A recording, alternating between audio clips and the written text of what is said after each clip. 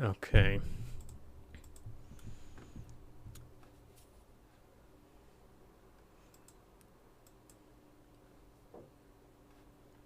Where's the chat pop-out button gone? There we go.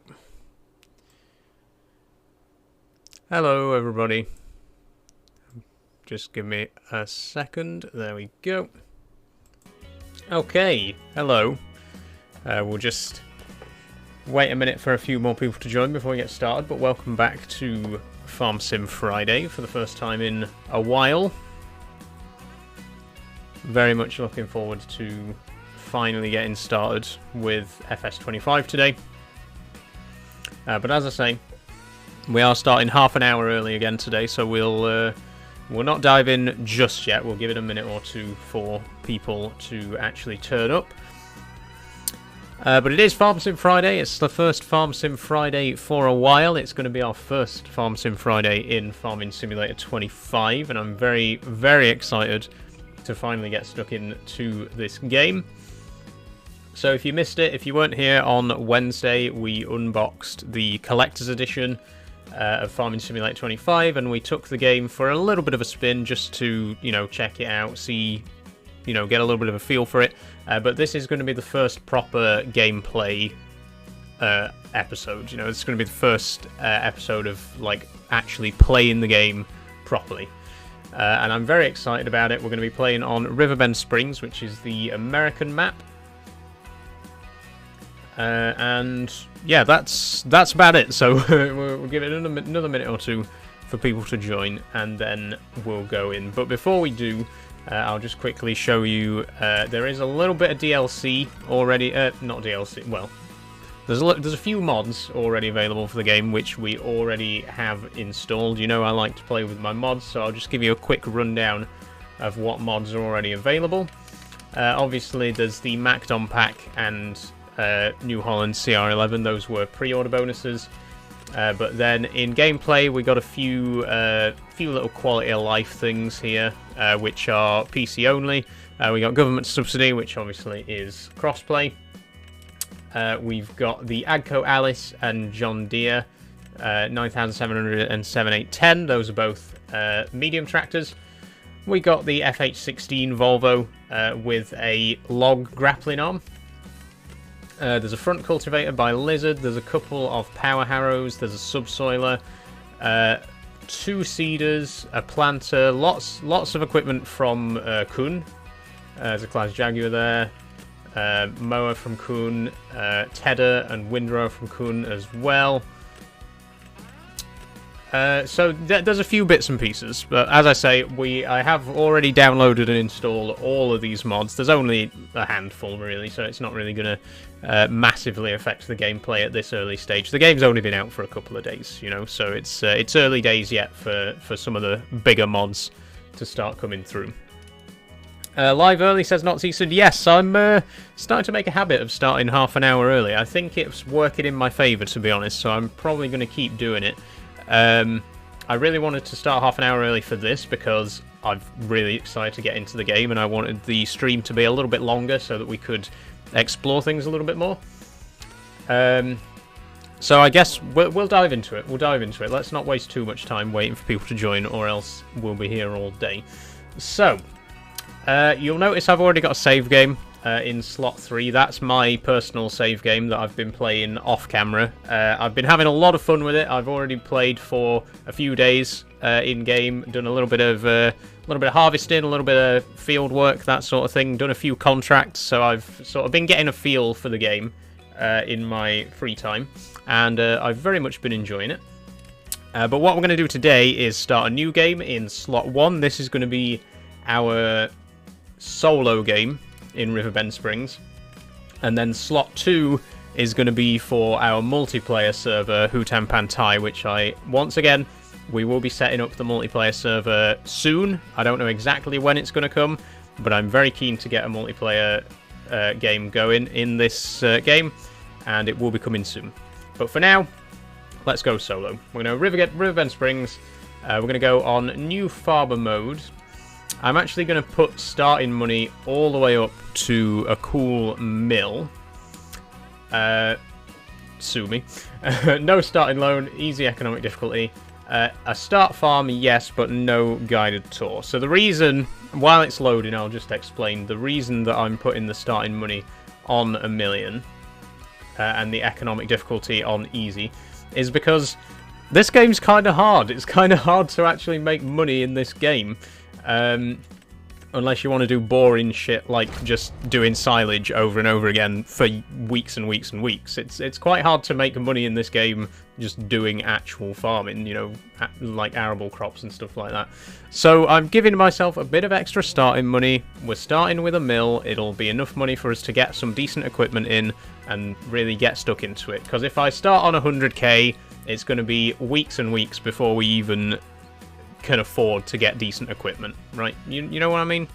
I don't want it to be boring for you guys. I want to actually be able to get in there and get to grips with some of the more specialized equipment. So it's going to be better for the viewer. It's going to be better for you if I start with more money. So that's why I'm starting with a mill. One more thing while the game is loading as well. I have actually turned the graphics up. So obviously when I install the game, it automatically detects your graphics profile, and in my case it set the graphics to very high. But there is actually an ultra graphics setting which I've turned the game up to. I don't know how well that's going to go. If it slows the game down too much, I can always turn it back down again. But yeah, it should hopefully run okay. So if you did watch the stream on Wednesday, the graphics should be a little bit better than they were in that stream because I've turned the graphics way up to ultra.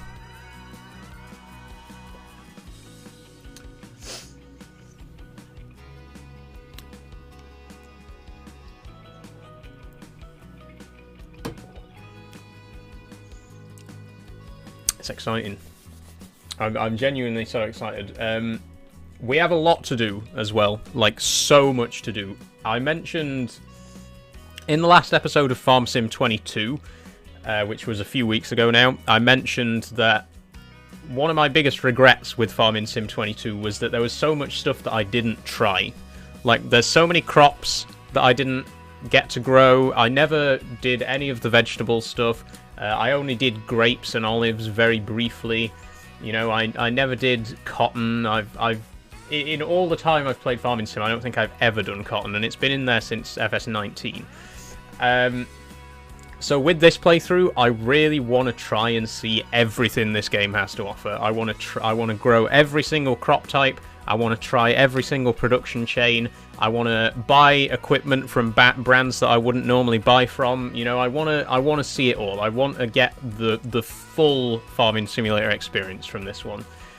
So we are really going to try and do absolutely everything that we can in this game. With that being said, the first thing we're going to focus on is probably going to be vegetables. I really want to get started with the vegetables. There are 6 vegetable types in Farming Simulator 25, not counting the greenhouse veg. So there's carrots, parsnips, red beets, spinach, peas, and beans. Those are the crops that I really want to focus on. Obviously, they need quite a lot of expensive specialized equipment, so we will probably be starting with just regular old arable, regular old grain crops, wheat, barley, and oat. But vegetables is the first thing that I really want to work towards. So here's my character. I've customized it a little bit more off camera to just make it look a little bit more like me, so hopefully it does. And we are in to Riverbend Springs. Notseason says, did you bind all your buttons? Yes, all the buttons are bound. In fact, most of them were already bound to the same thing as they were in 22. It automatically bound most of them to where I wanted them to be. So that hasn't been too much trouble. Okay, I am noticing it is a little bit slower now that I've got the graphics on Ultra. Do let me know how noticeable that is on stream, because again, if it's too much, I can always turn the graphics down just a tad to make it run smoother. But it should, hopefully, not be too bad. We're not doing the tutorial this time, by the way, because we tried the tutorial in Wednesday's stream, and It's a little bit buggy. I have to say, though, like I said, I've been playing off-camera pretty much all day. Yesterday I was playing off-camera, and I haven't encountered any bugs at all. Like, the only bugs that I had were with the tutorial in Wednesday's stream. I know a lot of people have been saying that they've come across quite a lot of bugs in this game, but me personally, genuinely, none. I haven't had a single issue apart from the tutorial. And we don't need a tutorial anyway. I've played this game enough. I know what I'm doing. So, let's see what we actually start off with in Riverbend Springs. We start off with field 3, 4, and 5, as well as the farm itself. Oh, wrong button there. So if we go across to farmland... Oh, we get field 2 as well. Damn, that's quite a lot of starting space then. Thanks for following. I think your name's just full stop. Thank you very much. So we start off with fields 1, 2... we start off with plots 1, 2, 3, 4, and 5.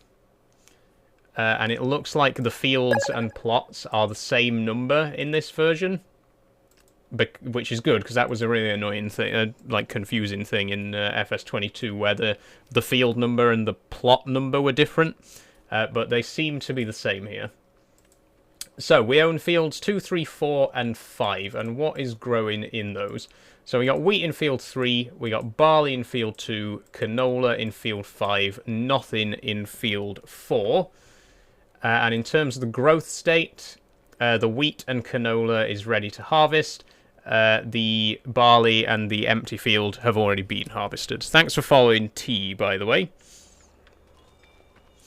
So we'll start off with some harvesting, shall we? Let's get over to our combine, the wonderful Massey. I've forgotten the number of it already, but I've really been enjoying this combine in Zelonka. The starting equipment, by the way, is the same in all 3 maps in this game, which is interesting, because in Farming Simulator 22, all 3 maps had slightly different starting equipment. But as far as I can tell, you get the exact same starting equipment in all maps. With the exception of Hutan Pantai, where you also get the rice harvester.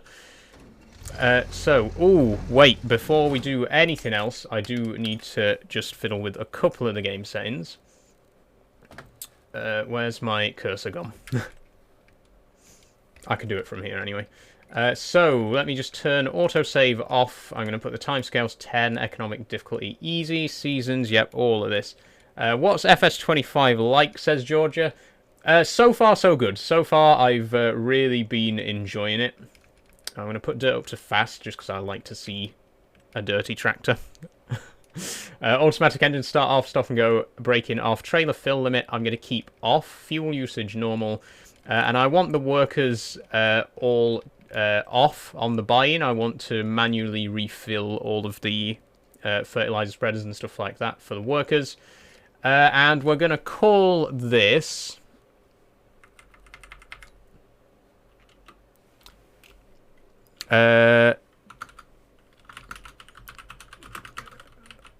very creatively, Ashbridge Industries, of course.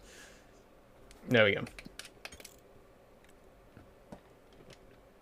Okay, let me just check that that's all stuck. It has indeed. Good. Okay, so now we get back in the combine, and it's now on manual start. So I'll get my keys, which I put up a special hook, especially for my tractor keys. Because, of course, we have that now. That's a thing that I can do now. This is really cool, by the way. The little ignition lock. So much fun. It's such a little thing, but it just really just makes it feel so much more immersive. I absolutely love it. Ooh, try not to drive into that field there.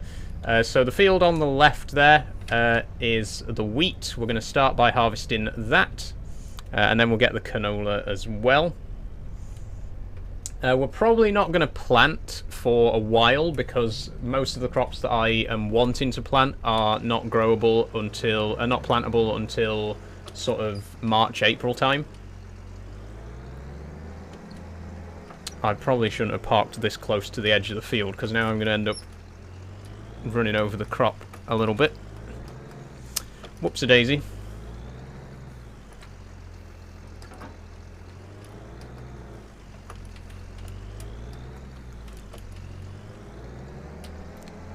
Okay, there we go.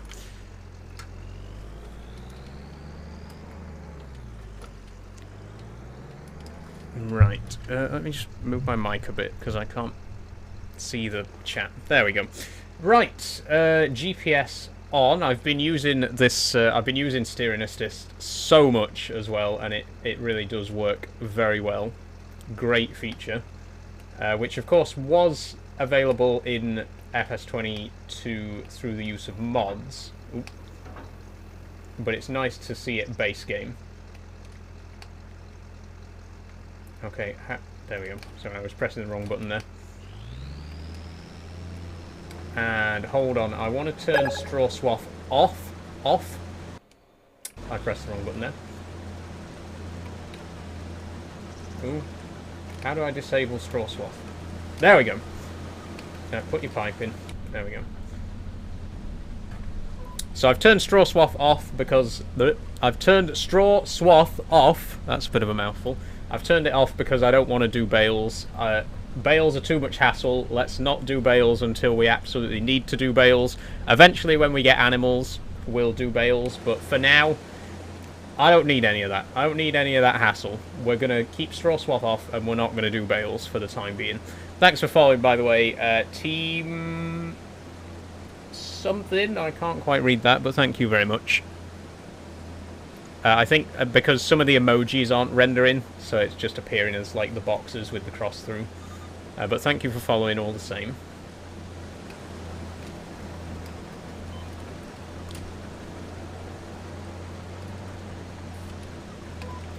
So yes, it's a new beginning really. There's a lot to do.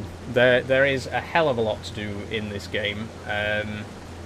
And as I was saying earlier, I want to try and do as much of it as possible. There's so much stuff in Farming Simulator 22 that I never got the chance to do, and this time I really want to do everything. Like I say, I want to grow every crop type, I want to get every production chain running, I want to buy equipment from all the different brands, including some of the brands that I wouldn't normally buy from. I want to really experience this game to its fullest. Reese says it's so nice that AI can deliver stuff and return to the field now. That is pretty cool, Reese, yeah. The AI, very, very much improved in this game. I love that the AI workers can do headlands now as well. They can actually farm a field the way it should be done. You know, going around the edges first and then doing the middle. AI workers can actually do that now. I love the steering assist as well. I don't even have to... I could take my hands off the wheel here and it'll turn. Look at that. Well, not quite, because this is technically a corner. There we go. No hands. Pretty cool. Thanks for following Colonel Decker.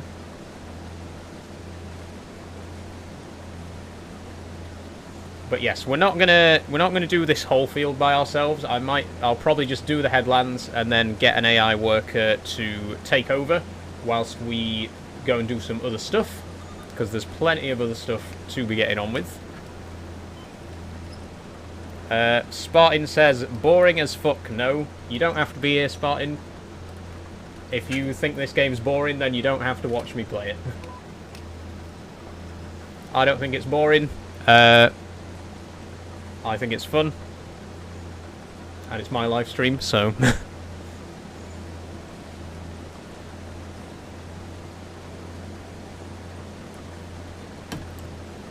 I can also go into cab view now as well. I forgot about that. Now that we've got the GPS steering, I don't have to worry about missing bits if I stay in cab view.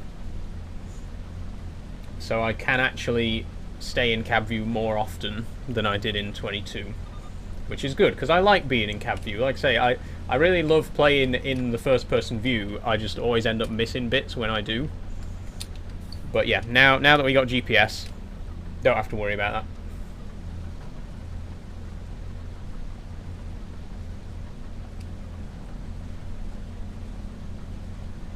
Okay, we'll do this second headland, and then we'll get a worker on the rest while we go and bring over our trailer.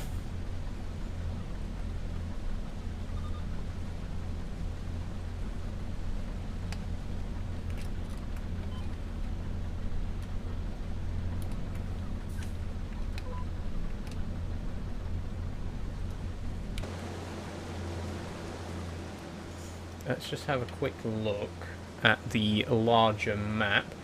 So, obviously, quite a big map. We're way down in the sort of bottom left corner there.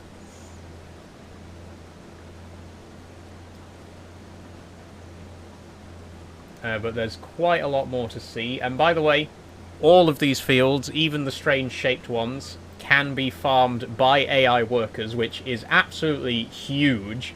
I mean, look at field 77 down there in like the middle right. That field is such a weird shape, but I could still get an AI worker on it, and they'll do the whole field. Now that is really crazy.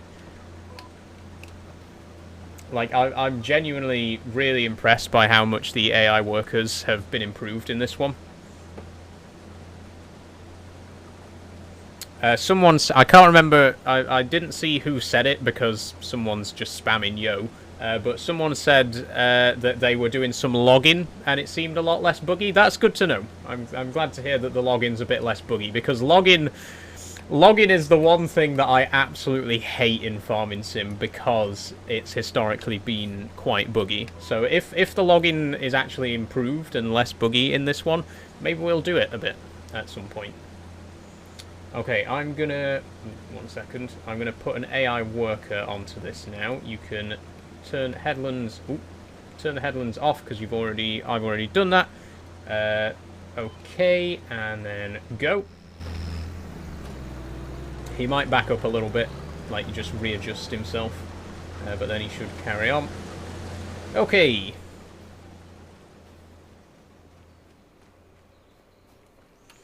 Right, while I'm not doing anything...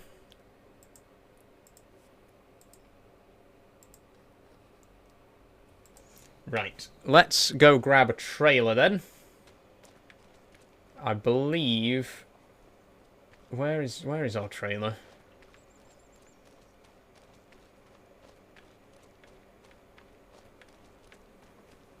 Where's the trailer?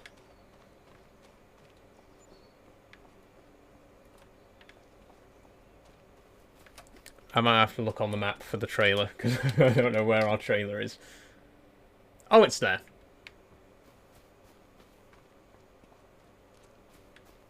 So, what?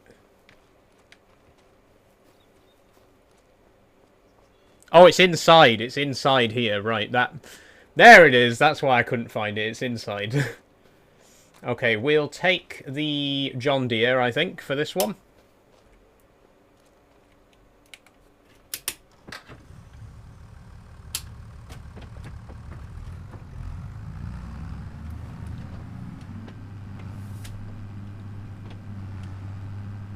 Hey, Walter.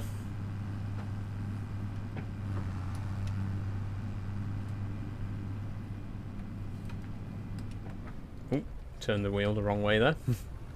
I'm an idiot.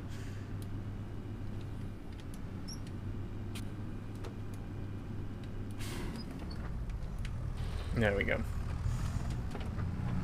And let's go and get our first load of grain. How long have you been playing FS25, says Aaron. So I got the game on Wednesday, and we did play a little bit on stream on Wednesday. I've been playing it quite a lot in my free time since then. I played it quite a lot yesterday, so I've already gotten to grips with the basics. You know, I've seen what's new, well, some of what's new. I've been playing on Zelonka, the Polish map, and been having quite a lot of fun with it.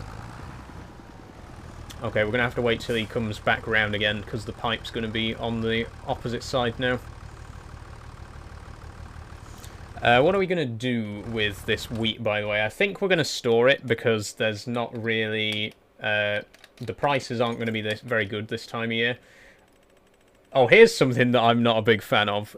All of the sell prices are listed in alphabetical order, so if you want to find out the price of wheat, you have to scroll all the way down to the end of this massive list. which is a bit annoying. It's currently August, so that's the worst sell price for wheat. So we're gonna have to store this until January. Is it very different from FS22? Says Aaron. So far, I've not seen much difference. Other than obviously the AI workers and the GPS, which is a massive improvement. And the ground deformation is pretty cool as well. It's the little things. Like, I haven't really tried out any of the new crops or anything like that yet. But it feels like Farming Simulator 22, but a bit more complete, if that makes sense. You know, it feels like more or less the same game underneath, but with, you know, improvements that make it feel a bit better. That's my honest opinion of it so far. Reese says you'll need to repair pretty often, so it's probably best to buy a garage for the farm. Yeah, don't worry, I'm very familiar with the perils of regular repair for vehicles. This is why I've started off with $1 million as well. I wanted to give myself as much starting money as we could, because we are going to be making a lot of purchases, both in terms of buildings and stuff like that, but also equipment as well. We do, of course, have a couple of cows. I think this is the first time, the first farming simulator where you actually start off with animals, because we do start off with a couple of cows here on Riverbend Springs. So we are going to need to get some equipment to be able to look after them properly. How's the game? Loving it, says Catman Charlie. I am, very much so, yes. I've had so much fun with it so far. It's just, it feels fresh, you know. Fresh new game. A lot of fun. Okay, what do we actually need for our cows here? Let's have a look here. So, they need TMR. We can actually buy pre-packaged total mixed ration, which we're probably going to have to do for a while until we can make it ourselves. They will graze on the meadow as well, which is pretty handy. And obviously we'll need to bring them water. They've got no water at all at the minute, so we'll get a water tanker. And at some point we'll have to take away the milk as well.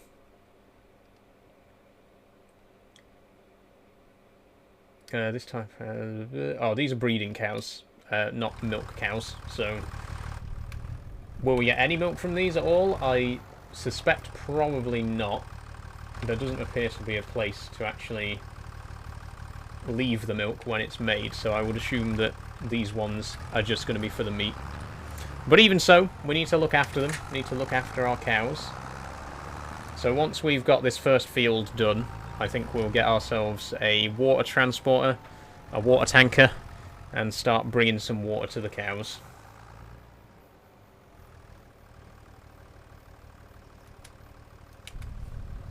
Okay, let me leave you there for a minute. Let's look in the shop. Oh, let's check the used vehicle sale, just in case there's anything there of any interest. Not really. Oh, a Skoda Kodiaq has just appeared in the used vehicle sale. I don't want a Skoda. It was a bit of a jump scare when I looked in the shop and saw that there was that you could just buy a Skoda in this game. I don't really want one. No offense to any Skoda owners out there. Okay, we need to find animals, barrels, and we will get 2,000 or 6,000. There's quite a difference in price there.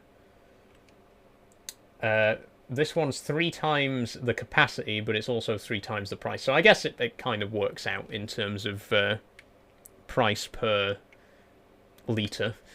We'll go for the larger one. No modifications or anything like that. 17k. And in just a minute, we'll leave this tractor here. We'll take our other tractor to go and pick it up. What wheel is that? This is the Logitech G heavy equipment wheel. Designed specifically for Farming Simulator. It is plug and play with FS25, fortunately. Where's the shop? Oh, I see where the shop is. Okay, got it.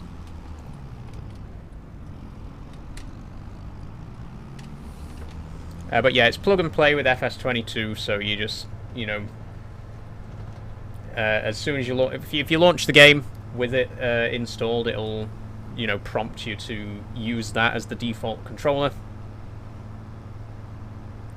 How much was it? It was £230. That includes the side panel here. Oh, I've just ran the barriers. That was a dangerous and naughty thing to do, Saul. It was £230, including the panel and the pedals. So you get the wheel, the panel, and the pedals for £230. That's directly from Logitech's website. You might be able to get it cheaper elsewhere. And you can buy the panel separately as well. I think it's 130 quid on its own. Will FS25 run okay on my GTX 1060 3GB? It should, Caden, yes. The minimum requirement is actually a 1050 Ti, which is also a 3GB card. So a 1060, you should be fine. I think I've missed the shop here. No, I haven't. Oh, it's over there. It's over the other side. Probably shouldn't drive across here, but I'm going to anyway. Caden says, I use the farm stick, it's way better. I was actually planning on buying the farm stick before FS25 came out. You may recall, if you watched any of my previous Farm Sim Friday series, I kept talking about how I was going to be getting the farm stick. But at the last minute, I decided, you know what, I don't want it.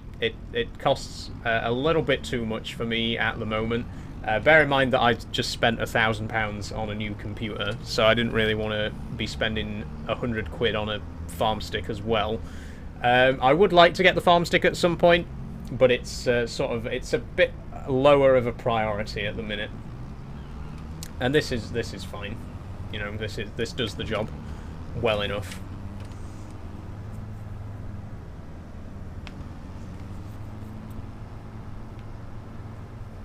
What's on the side panel? So on top of the side panel is my mini monitor. I've got a little screen here, which is what I'm reading the chat on. And there's the beacon light, which doesn't work at the minute because this tractor doesn't have a beacon on it. But that is the beacon light from the collector's edition of Farming Simulator 22. Have I gone the wrong way again? No, I haven't. Okay, I turned left after the railway.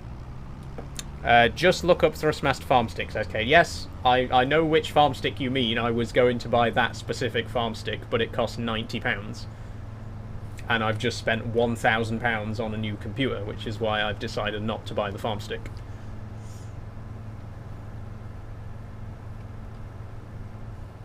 Like I say, it does look like a really good peripheral, and I really would like to get it at some point. But I just couldn't justify buying it after the other things that I've been spending on recently, you know what I mean? It just seemed a bit too much. Oh, you were talking to Aaron, I see. Okay.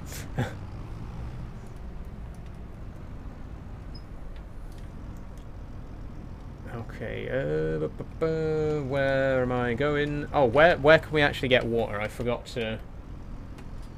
Would probably been a good idea to put some water in it. Where's the best place to go for water? Because I know the river is mostly, like, you know, has barriers along the side, so where's the best place to actually fill up a trailer with water? If anybody knows, let me know. But in the meantime, I'm going to switch back over to the John Deere. Well, actually, no, I'll switch over to the combine.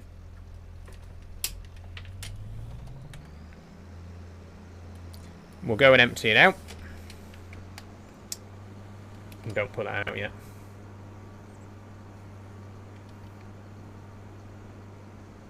Happy to see you. How's the game, says Stormtrooper. It's very good, Stormtrooper. I'm very, very thoroughly enjoying it so far.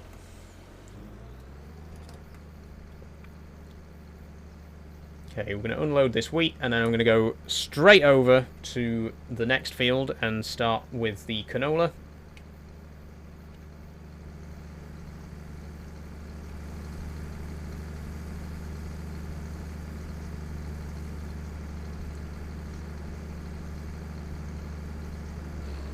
Chris says, I was a little disappointed with FS25, if I'm honest. I'm sorry to hear that, Chris.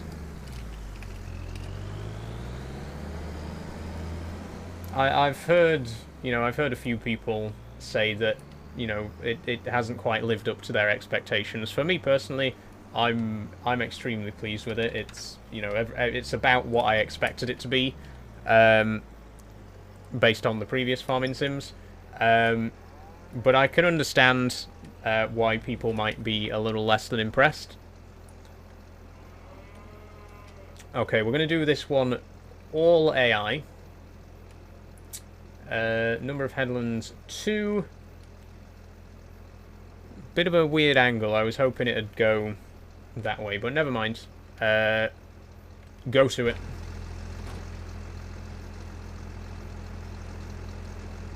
Oh, I think he needs... I forgot to actually make him go. There we go. I love all the moving parts as well. Let me get back in for a second. I love the animations on this combine, specifically this combine. Look at all those moving parts inside. I love that. All the little belts and pulleys moving. That thing there under the that little arm going round. Love it. Okay. Enough admiring the animations. Let's go and take this to the silo.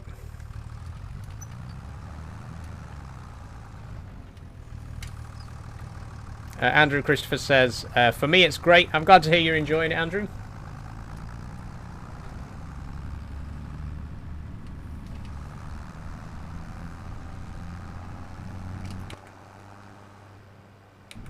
Probably going a little bit fast around the farmyard, but...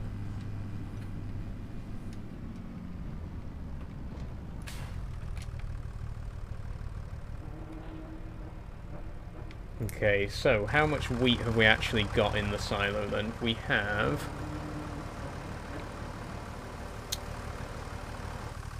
10,900, so 11,000 litres. Not bad at all.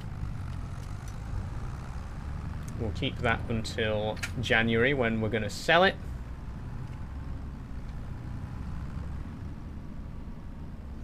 In fact, let's have a quick look in the construction tab, just out of curiosity. Oh no, actually. Let me check the finances tab first. The prices tab. Wheat, grain mill. Okay, where's the grain mill?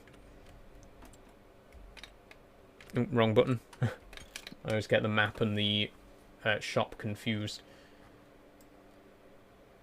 So the grain mill is... Oh, the grain mill's right slap bang in the middle of town. How much does it cost? 250,000 for the grain mill. Okay. I don't think we're going to buy that just yet.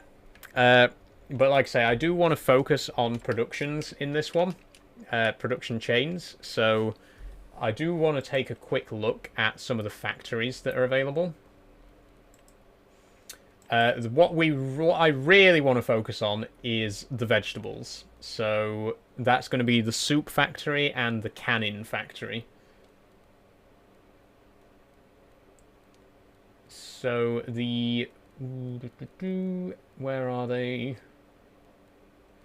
The preserved food factory is 330k, but with it, we can make canned peas, noodle soup, spinach bags, rice cakes, preserved beetroot, all sorts of stuff. There's quite a few interesting productions in there. I know you can go to the warehouse, but can you make them all, says Andrew. Yes, you can build your own warehouses. So even though there is already a grain mill on the map, for example, we can build our own. So there's a preserved food factory. The soup factory, another one that I definitely think we'll be investing in at some point. This is almost half a mil, but we can make carrot soup, parsnip soup, beetroot soup, potato soup, and I think that's noodle soup as well, which is pretty good. And then there's also the... Oh, there's a smaller... Oh, there's a tiny preserved food factory. Look at this. This only costs 36k.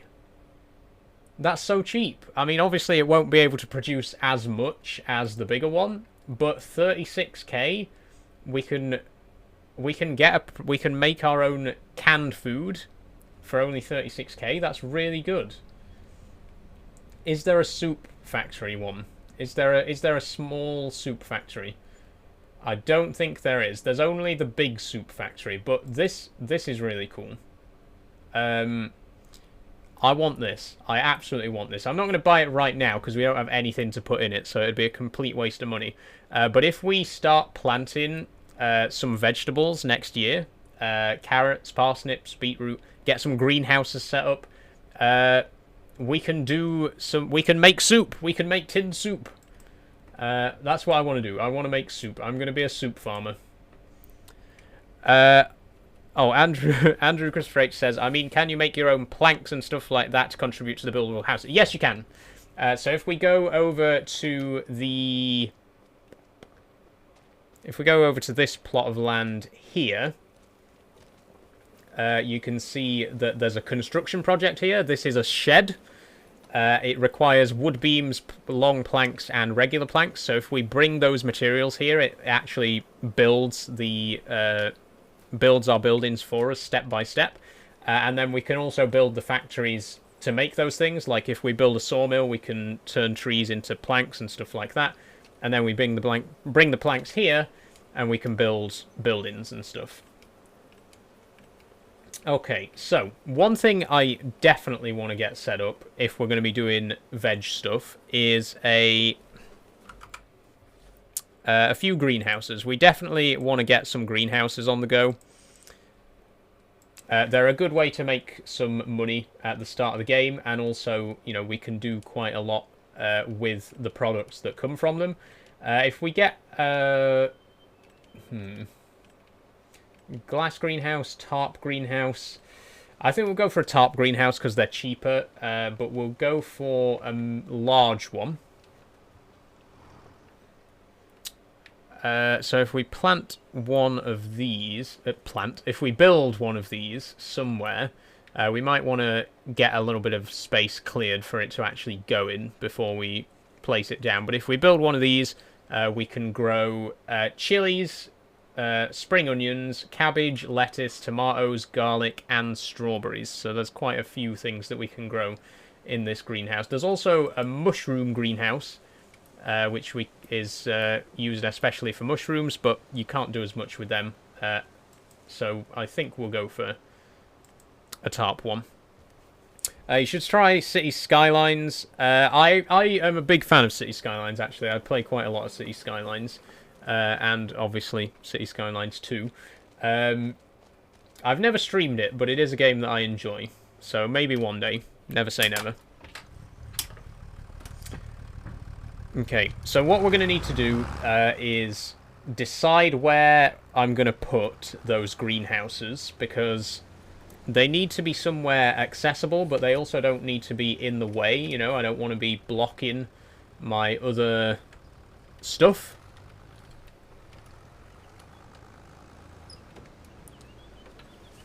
If we... Hold on. I completely forgot to fill this up with water as well. Let me go and do that real quick. See, there's so many things that need to be done. There's so much stuff that we need to be getting on with that it's hard to keep track of. Okay, I think the best place to get water is probably going to be like this little pond up here. I don't think we can go down to the river because I don't think we'll actually be able to get the trailer into the water to fill it. We can try. We can have a look. Excuse me.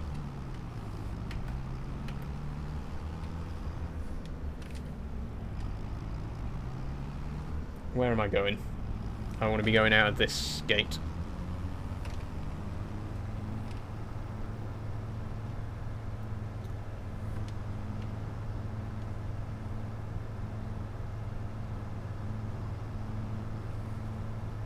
Oh, I've still got the grain mill tagged. Probably untag that. We don't need to... Ooh, wrong side of the road. Need to remember that I'm in America now.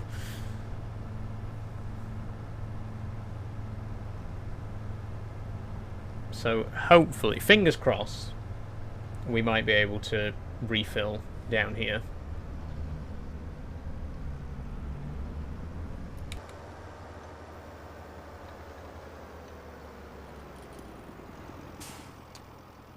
Okay, it doesn't look particularly accessible.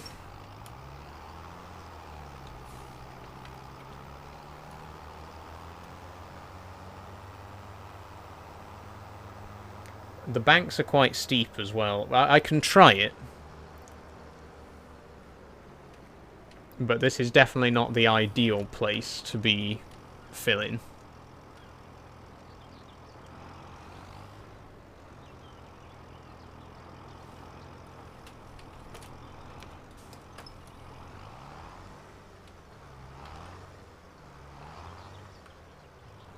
Oh, how close do I have to be?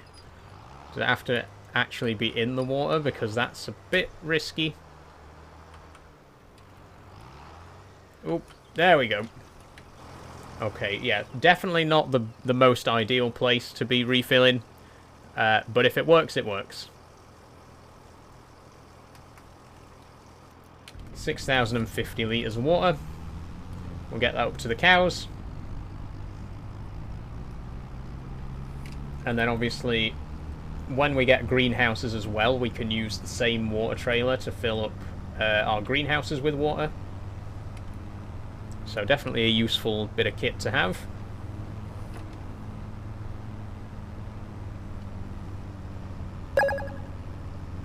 Thanks for following Jason Leggett. Much appreciated. Okay, that combine is probably getting pretty full right about now. Oh, also thank you, Comp J Chilkin and Jake Melvs 11. Thank you very much. Sorry, it's so hard to read usernames on my tiny little screen. There's a few more people following. Just give me a minute and I will obviously read your names out.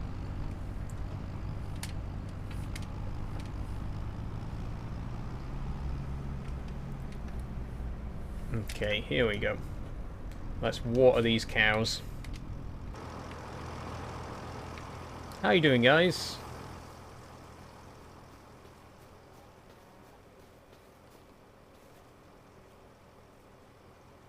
Okay. They're doing good. Oh, this one's laying down. That means it's going to rain, right? Rain is in the forecast. Oh, I forgot that you can do third person on this as well. Interesting. Okay, how are we doing for water now? 6,000 litres. Perfect. So there should be a tiny bit still left. There's 50 litres left in the trailer. That's good.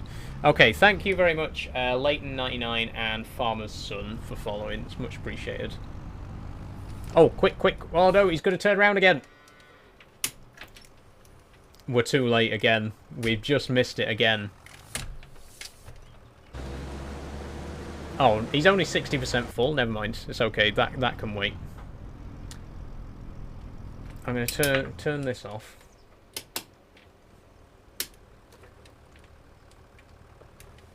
We'll go to the bottom of the field and we'll come back up with the combine this time.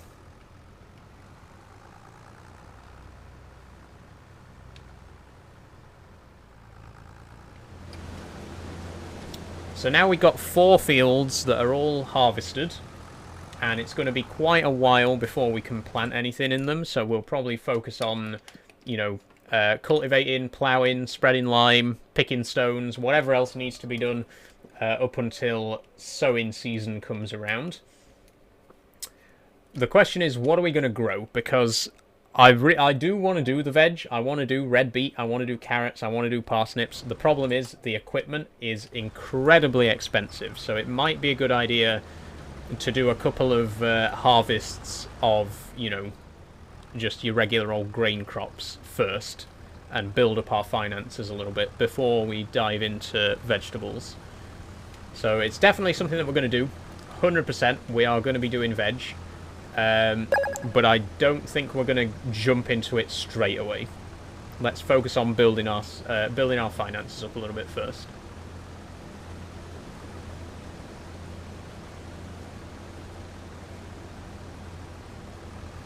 One really good production chain that I did quite a lot of in FS22 is cereal. And I think there's a new cereal recipe in this one as well. So in Farming Simulator 22, cereal was sort of there's your easy recipes, which is like bread, which only requires wheat. You take the wheat to the flour mill, and then you take the flour to the bakery, and you've made bread. And then there's your complicated recipes like cake, which takes like a million different steps. Like cereal is sort of in the middle. It's like an intermediate difficulty. It requires corn, oats, grapes, and honey. And obviously the grapes need to be pressed into raisins at a grape processing unit. So it's sort of a, you know, it's not too complicated of a production chain, but it's not too easy of a production chain either. So it's a really good production chain to get started on, like to introduce yourself to how production chains work. And I might do some of that again in FS25 because, like I say, I think you can make cereal with rice now, which is really cool. So we might check out cereal at some point. And I can easily plant some oats and corn this year, and we can buy the raisins in for the first couple of years until we have money to set up our own vineyard. And then we've already got bees to make honey, so I like I say, I think it could be a good idea to go for cereal for our first production chain.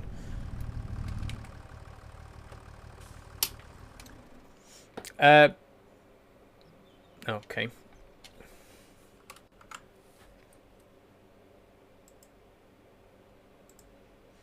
Popular One Big Brain Boy says, how's your PC running on Farming Simulator 25? It's running very well.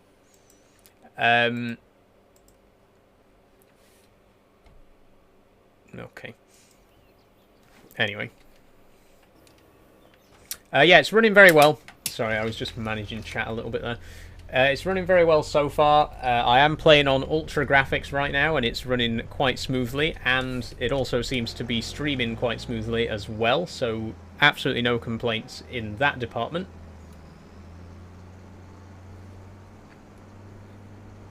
How are you today, says STFC? I'm very good. Very good, thank you. How are you doing? Did you upgrade your PC, says Popular One Big Brain Boy? Yes, I did. I've had my new PC for about 3 weeks now. It's very good. Very much enjoying it. My old PC actually... Oh, whoops, didn't mean to turn that on. My old PC only just meets the minimum requirements for this game.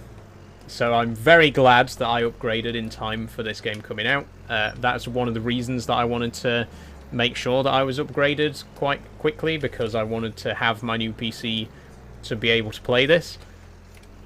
But yes, I am on my new PC at the moment. Ooh, whoops, we've hit the barn wall there.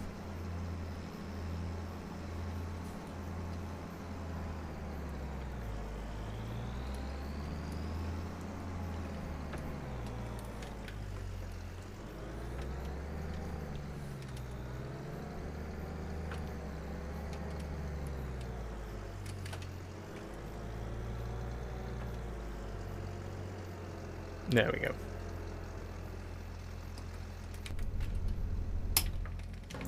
Right. what else do we need to do then before we get too ahead of ourselves? Let's have another look at our land in the shop menu. Okay. That's the cow pasture. That's our bees. Is there anywhere there's a bit of space to be able to set up our greenhouses? Because that's what I really want to focus on first of all. Let's look over here. This could be good. There's a water tower. We had a water tower this whole time. Okay. Never mind. This looks like it could be the perfect place for a greenhouse. Let's see how big the greenhouse is. Ah, okay. It's a little bit bigger than I thought it would be. Let's have a look at a small one instead. Oh, this medium one. That would be a perfect fit, a medium one. Which side, though, does the product get output to? Because that is a bit of a concern. Like, where do the pallets appear? In front? To the side? Behind? I'm going to save the game just before I place it, just in case I place it the wrong way around and it outputs our products into a place where we can't reach them.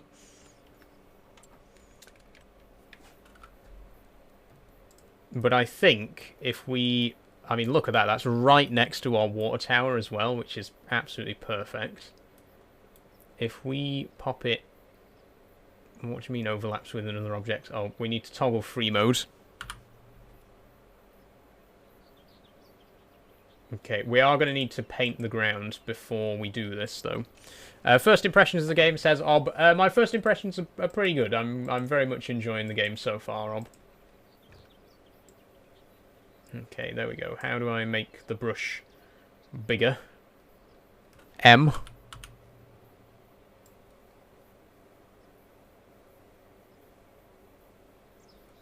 Okay, just the tiniest bit of landscape in here.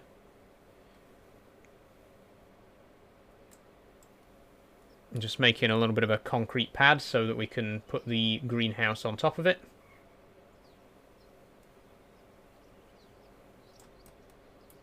There we go. It doesn't have to be too perfect. Although it is, because I made it, and I always try to do things as perfectly as I can. And then the actual greenhouse. Free mode on. Should go right about there. There it is. Okay. Where do the pallets go? The pallets go here. That's okay. This tree might be a little bit in the way. In fact, that tree will absolutely be in the way. So we'll get rid of the tree. Don't worry about the tree. We'll get rid of the tree. But we could get a skid steer loader in here. Get a little skid steer loader to handle the pallets. No problem. And obviously the water, that's easy enough. Let's... Oh, wrong side. We want to go in this side. Let's decide what we want to grow here. So our goal is soup, I think. No, soup. We can't do soup. We need the vegetables for soup. So our goal is going to be preserves. Oh, let me have another look. I should have thought this through a little bit more. Let me go to factories.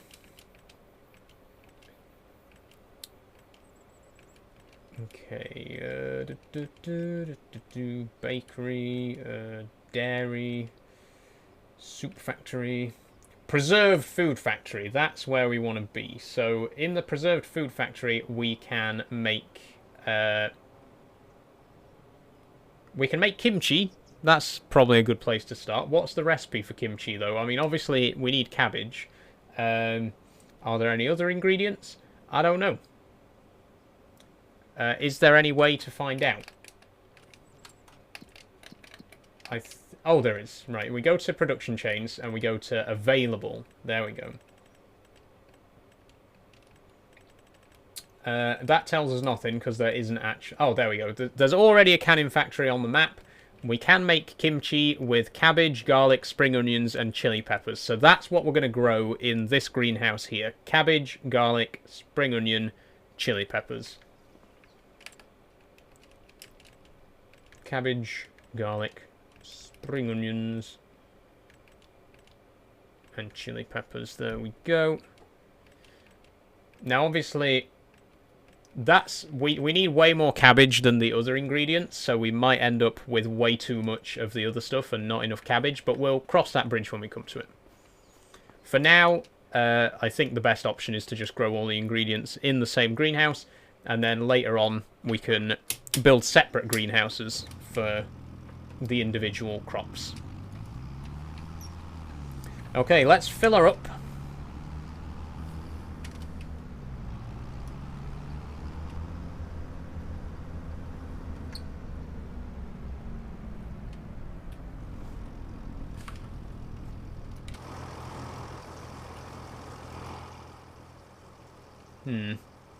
It seems like the tank fills up slower from the water tower compared to the river. It filled up, like, instantly from the river. But I guess we make up for it in how quickly we can get it to the actual greenhouse. I mean, it's literally right there.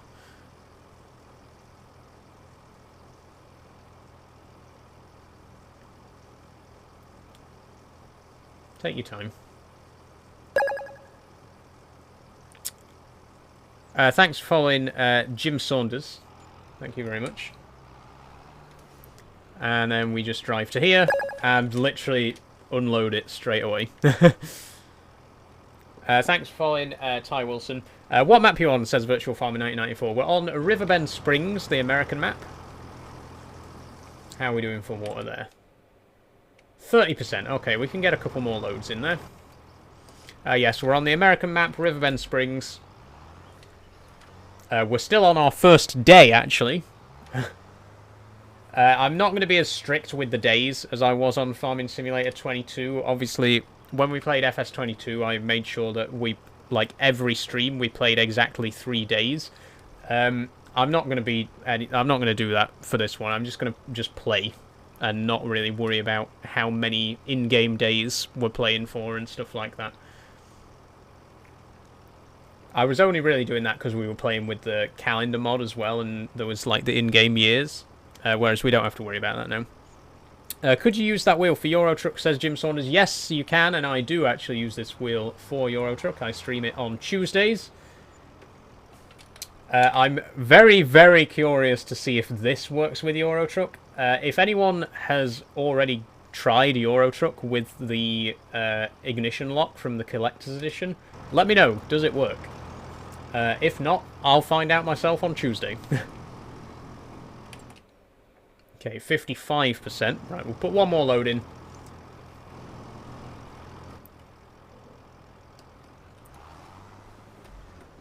I can't stream yet, says Jim. Not enough followers. I'm sorry to hear that, Jim, but keep at it. You'll get there.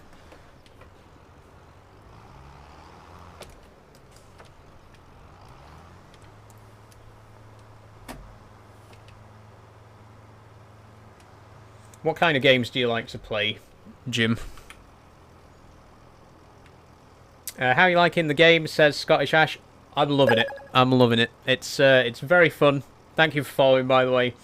I'm absolutely loving it so far. Some of the new features are, like I was saying earlier, I think they're quite small changes, but they add up to make the overall experience more immersive. You know, like the AI workers, the improved GPS, the ground deformation is a huge improvement, by which I mean there was no ground deformation in the last game, and there is in this one. Like I say, I think individually they seem like small additions, but they add up, you know, and overall I think it does have a lot more to offer than 22.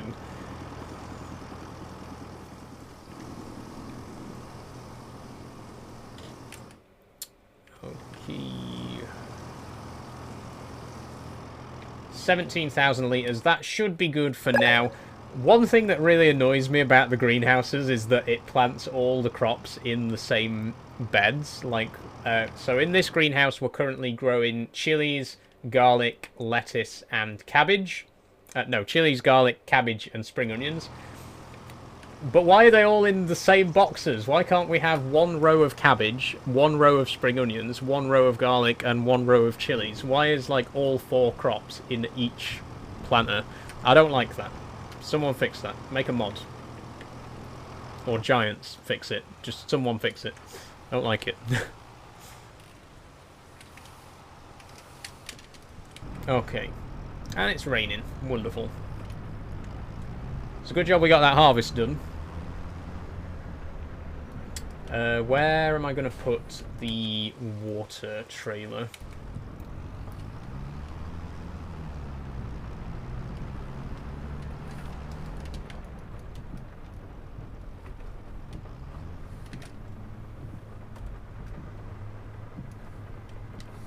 Let's back it up here. What are you doing, says Maze? At the minute, I'm just parking up this water trailer. Then I think we're going to take a look at the fields and think about what work needs to be done. There we go. So, the plan, as I was saying, apart from the kimchi, we're going to have our kimchi operation on the side, but our main industry at the minute is cereal. We're going to focus on making cereal. So, if I go to available and go to the cereal factory, is there a cereal factory already on the map? There is no cereal factory on this map, so I can't check the recipe for cereal. But if it's the same as Farming Simulator 22, then the recipe should be corn, oats, grapes, well, raisins, and honey. Like I say, we've already got beehives, so that's already honey taken care of. We can buy grapes in until we have our own vineyards set up. And we can grow oats and corn next year. So if we check the crop calendar for oat and corn, oat can be planted in March and April, corn can be planted in April and May. So I think what we'll do is we'll aim to plant the oats in March and the corn in April. And I think we'll just do 2 fields of each. I think that's probably the easiest way to go about it. We'll just focus on those 2 crops specifically. Although, we could do... Either way, it's going to be a few months before we can plant. So we need to focus on the groundwork in the meantime. So we've got September, October, November, December, January and February. 6 months to get the fields ready for the next plant. So let's have a look at each field and see what it needs.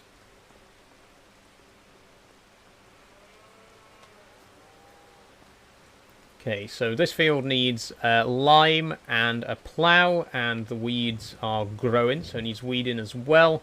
This one needs lime and ploughing. This one needs lime and ploughing, and I think there were a couple of weeds there, maybe? Yeah, there's a couple of very small weeds, but ploughing will get rid of those anyway. And then there's field 2, which is this one just over the road, if I'm not mistaken. Yes, it is. This is our biggest field. And it needs lime and ploughing. They all need lime and they all need ploughing. Okay, so let's have a look in the shop. In fact, no. Let's go to sleep. Let's fast forward to September, because there's not really anything else that we can do today in August, and I would quite like to stop the rain. So let's go ahead to September.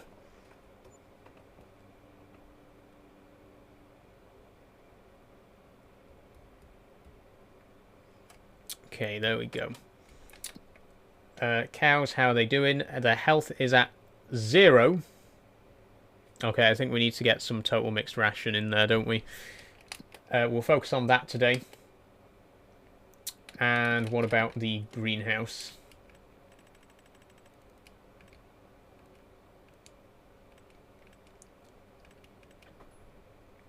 Where does it say? Oh, it says there. Right, so we got about 350 litres of each.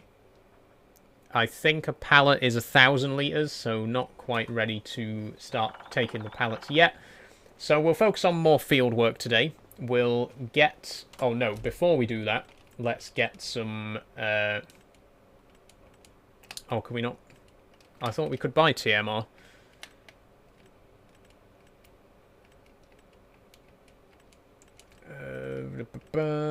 Food. You can't buy total mixed ration? I thought you could. Maybe that was a mod that I was thinking of. Okay. We can't buy total mixed ration. What else can they eat? They can also eat hay, silage, grass, and we should have bailed. And I said at the start, I'm not going to bail because we don't need it, because we don't have any animals. It turns out we do have animals, and they do eat hay. Although, actually, no. Never mind, because that would be straw bales anyway. Forget what I've just said. I didn't just... That's neither here nor there. So what do we do then? How do we feed them? How do we feed these guys? You okay? You okay, cows? I mean, they seem okay. They seem pretty happy. So let's leave them. Let's focus on our fields.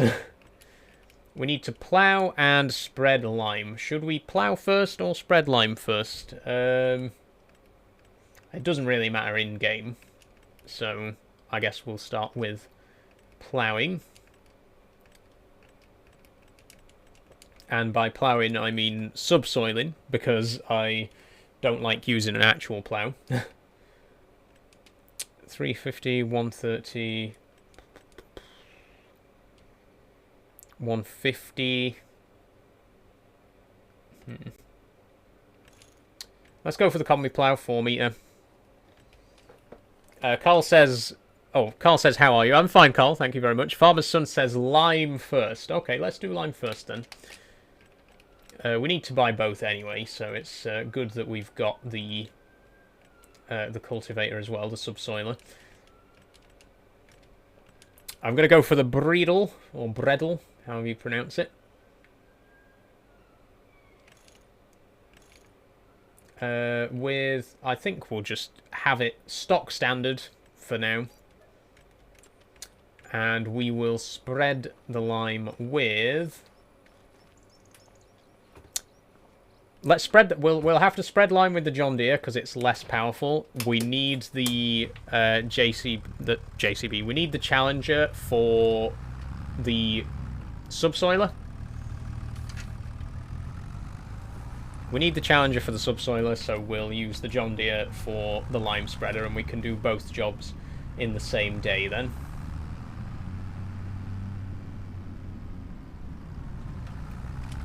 Ooh, whoops. Turned a bit late there. Oh, it's foggy. Look at that. Look at that mist. I like that.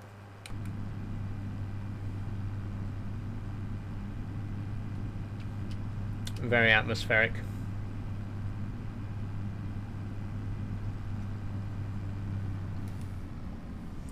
Actually, though, thinking about it, I don't really want to do all the jobs on the same day, because if we do all the jobs on the same day, then we're going to have nothing to do on the other days. Remember, we can't plant anything until March.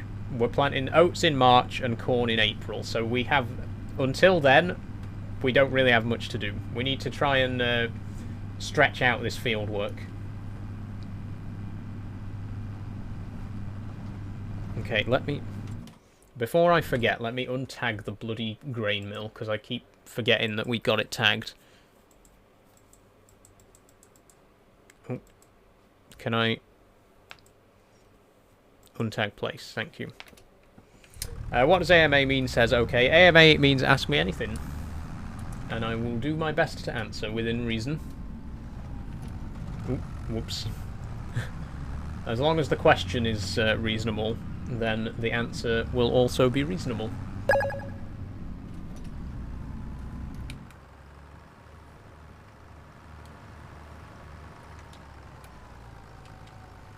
Okay, so here is the Bredel spreader.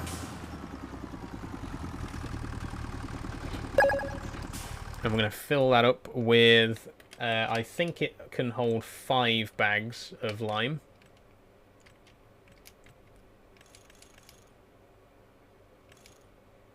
Yep, 10,000. I think it holds 11,000 as standard.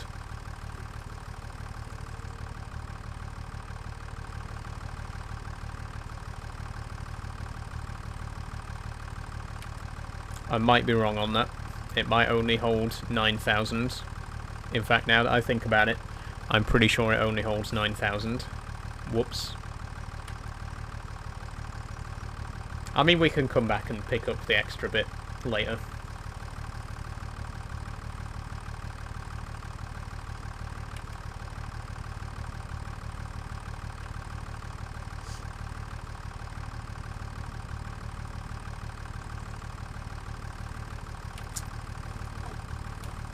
That's a lot of lime.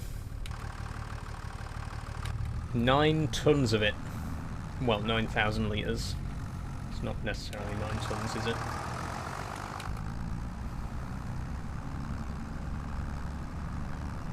Oh, this is weighing down this tractor quite a bit, actually.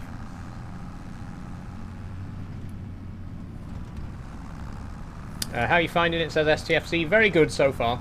Very much enjoying it.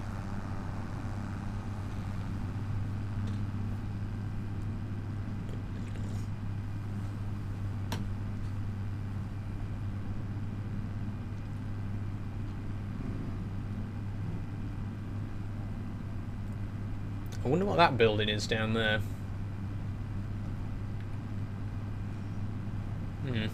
Look like some kind of farm building.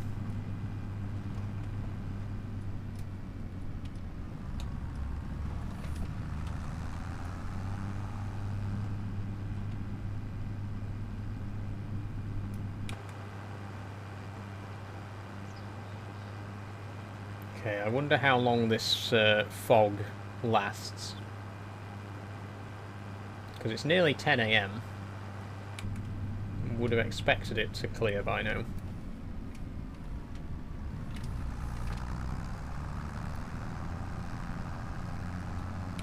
Asian map, says STFC. No, we're on the American map at the minute.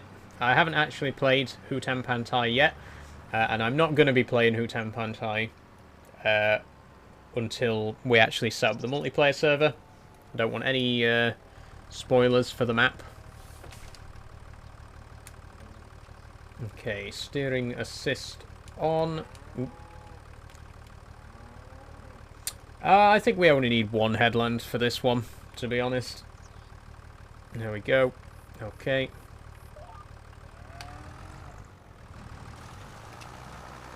And off we go. Spreading lime.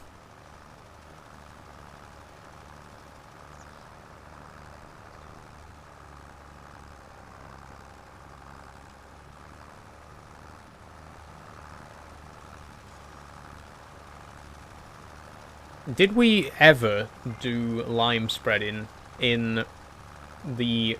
I can't even remember what the map was called now. Did we ever do lime spreading in FS25 on stream? I don't know if we ever did. I don't recall doing it.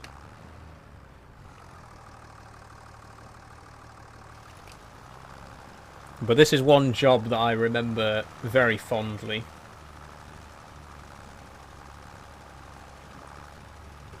Back when my granddad used to take me to work with him when he worked on the farm, this was like one of the most common jobs that he did.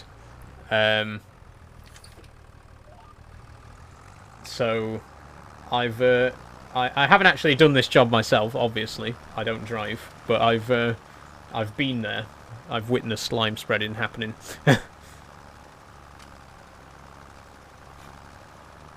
But yeah, and it was a very similar spreader to this as well. Not so old a tractor. If I remember correctly, the tractor that we most commonly used was a New Holland T6, and later on he had a Case Puma. But it was a very similar fertilizer spreader, lime spreader. So doing this genuinely brings back like actual memories for me of going to work with my granddad back in the day. Turn the beacon on, says Josh. Unfortunately, the beacon won't work right now because this tractor doesn't have a beacon light. In fact, none of my current tractors have a beacon light, but the Combine does.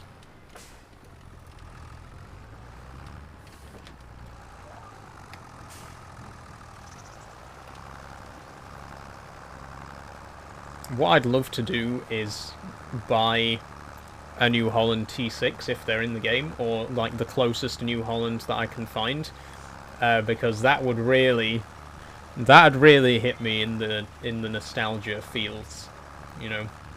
If I was spreading lime in a New Holland T6 with this exact lime spreader on the back, that'd bring up some memories.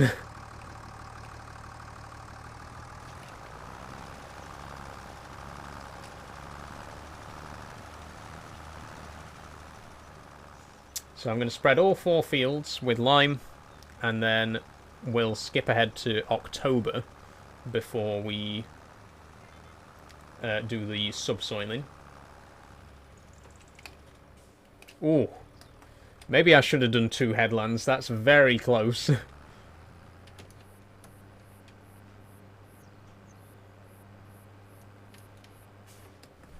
Let's try cab view for this one. When are you doing multiplayer, says TC Agri? I'm not sure yet, TC Agri. I'm still... I still want to just play the game for myself for a bit first. You know, it's a brand new game. I've only had it since Wednesday. I really want to just, you know, have fun with it on my own for a while first. So I don't know exactly when you're likely to see the multiplayer server, but it is coming. We will definitely be playing multiplayer on this game. And it'll be before the end of the year. Don't panic too much. It's not going to be like January or anything like that. It'll probably be towards the end of this month, most likely. 2 or 3 weeks maybe, and then I'll look into getting that set up. Maybe sooner. Who knows? But yeah, I really want to just get to know the game for myself first.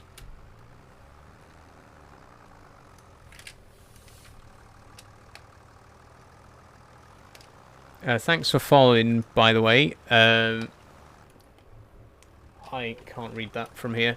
Tad HG with various accent marks on every single letter. Thank you very much. Thank you as well, Dan. Again, apologies if I can't read your names out properly. I am reading from a very small screen.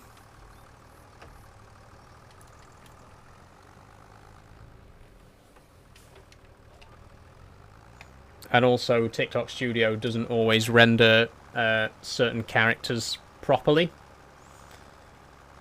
so it can be hard to see.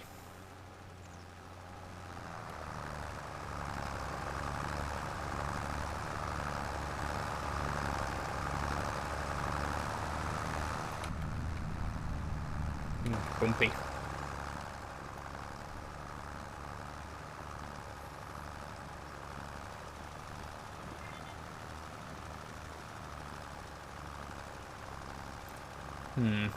Could I turn it up to 30 times, or will that be a bit much? I think that the time might go a bit too fast on 30. This seems okay. What GPU you got, says that trucker. I have a... What GPU do I have? An RTX 2070. The reason that I couldn't remember that off the top of my head is because I've just got a new computer, so I haven't had it for very long. But yeah, my current GPU is a RTX 2070, 8GB.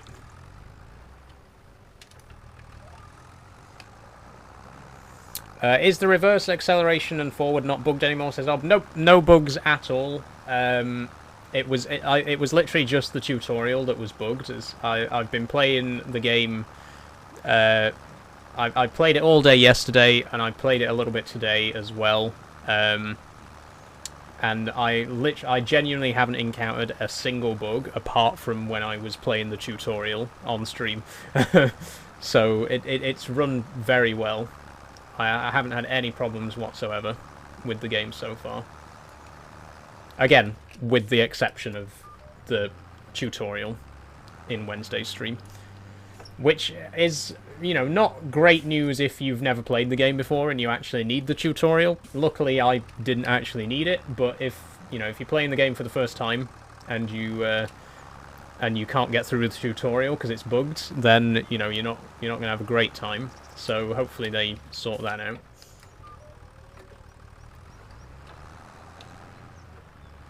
But then again, I think it was also... I think part of the bug was because I was using the steering wheel and side panel. I don't think that someone who was playing Farming Sim for the first time ever would have a steering wheel and side panel. They'd probably be playing with keyboard and mouse, and would therefore be unlikely to run into the issue that I ran into. So it's a very small thing in the grand scheme of things, is what I'm trying to say. And outside of that, it's run very well. Watch favourite game, says Killian. My favourite game of all time is a game called Oddworld Abe's Exodus from 1998. It was originally for the PS1, but has subsequently been released for basically every PlayStation console and for PC. And I actually played it live on stream back in September. Or was it August? I played it on stream a while ago.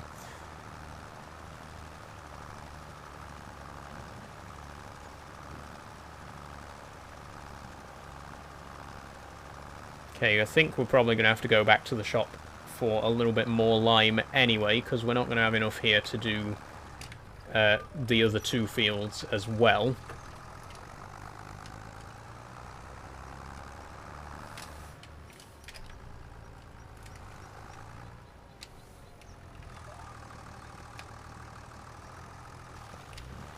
And of course we are going to end up missing...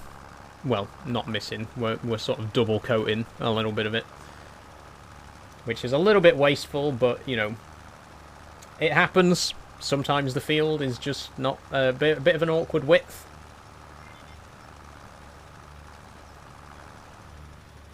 Okay, there we go. Will we have enough left for this field?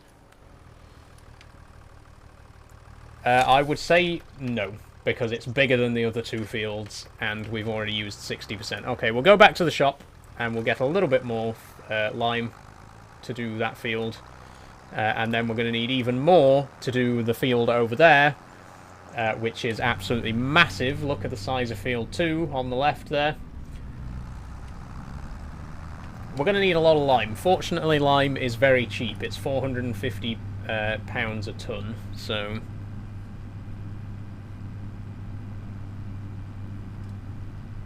Or again, £450 for 1,000 litres.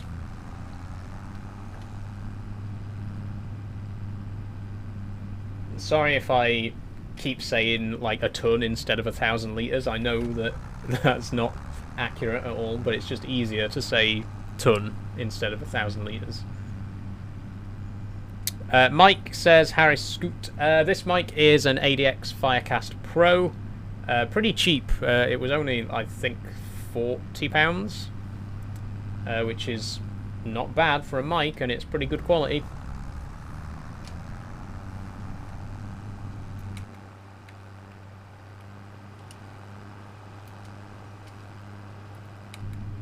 Ooh, whoops.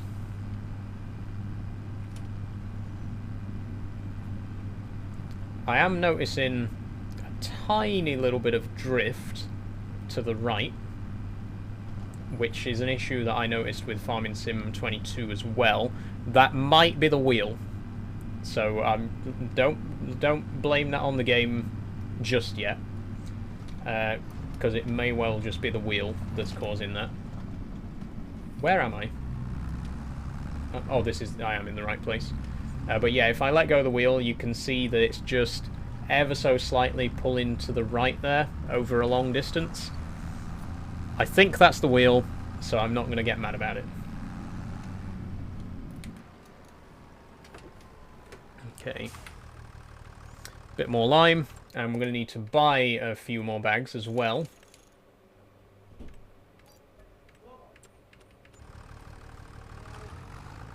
And we're probably going to need even more than this.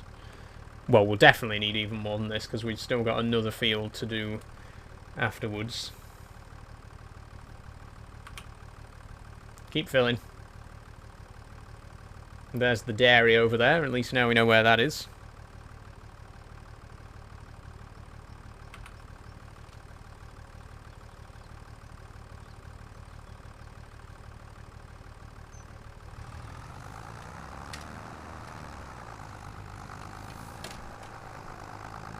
Oh, we can go out this way. Okay.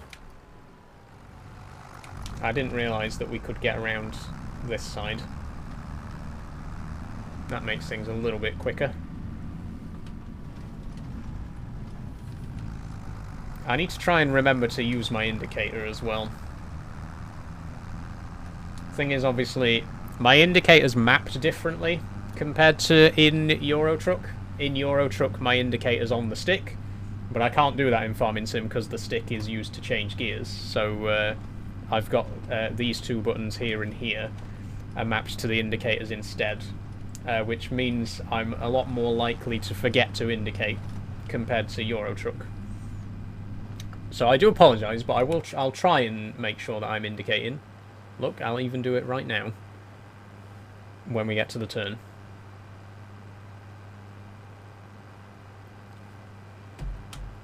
There we go. It's flashing. I'm indicating. I haven't forgotten. Oh, now I've hit a now I've hit a fence because I was too busy looking at my indicators.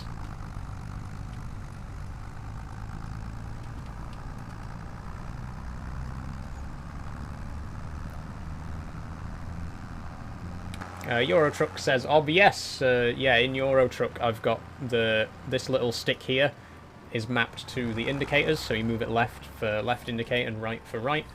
But obviously in Farming Sim, it's this controls my gears instead."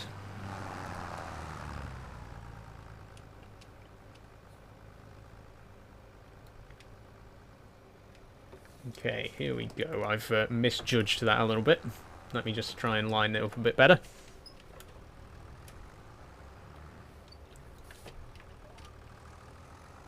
Okay, field number 3. It's actually field number 3 as well. Thanks for following, Ethan, with a 3 and several N's. Much appreciated.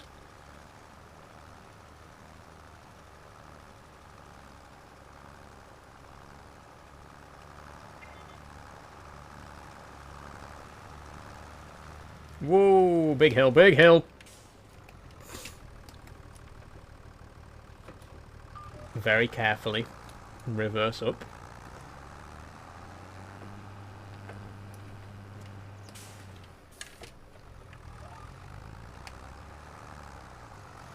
Kaylin says, "No cap, if you streamed on weekends, I would low-key watch all day." Well, I do stream on weekends, Kaylin. Not all day, though, unfortunately, because I want to enjoy my weekend as well. But I do stream on weekends. Today, this weekend, I'm streaming Alien Isolation on Sunday, and next weekend, I'm streaming Train Simulator on Saturday. Which is going to be the first time I've ever played Train Simulator on stream. So if you are interested in Train Sim and you want to watch me play it, join me next Saturday for that. One of my favourite games. I've played an unbelievable amount of Train Simulator. It's my most played game on Steam. So I'm very excited to play it on stream. Kaylin says, "Yeah, that's what I mean, like a long stream." I mean, I would love to, honestly. I'd love to do like a 6-hour stream on a weekend, you know, just stream all day long. But like I say, I want to be able to actually enjoy my weekends as well, you know. Whoa, what's going on here? Okay, the GPS steering is a little bit funny on that corner. Maybe one day though. Never say never. Maybe one day I'll do a one-off special bumper 6-hour stream on a weekend. But it's definitely not something that I'd make a habit of. Are you liking Farming Sim, says Kian Douglas? Very much so, Kian, yep. Really loving the game so far. Like I say, I think there's a lot of small changes that add up to make the overall experience better than in FS22. So I'm very happy with it.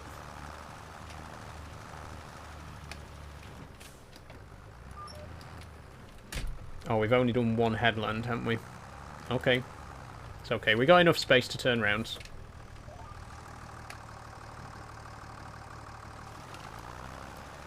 I think because this field's bigger, 2 headlands might have been a good idea.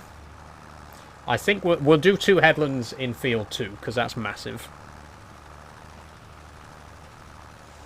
Kian Douglas says, I'm liking it, but I just want a UK map to be added soon to play them more realistic. Oh, me too. I love playing UK maps in Farming Sim. There's always a lot of great UK maps from modders, which is great, so obviously keep an eye out for those. It might be a while before they start to pop up, but I'm very much looking forward to seeing what kind of mods people come up with for this one. But it looks like, as well, judging by the artwork on the Season Pass, it actually looks like we might be getting an official UK map from Giant Software for the Premium Edition, which would be really cool. It'd be so amazing to finally get an official UK map. It's not confirmed, obviously. It's very, very much speculation at the minute. But a lot of people have been theorising that it does look like we could be getting a British or Irish map in the Premium Edition, which will be like next year, which would be really cool. I would really, really love an official Giants UK map or Irish map. What your pronouns, says Jamie Taylor. Yes, it is Jamie Taylor. Sorry, I thought I might have read that wrong for a second. She, her, thank you for asking.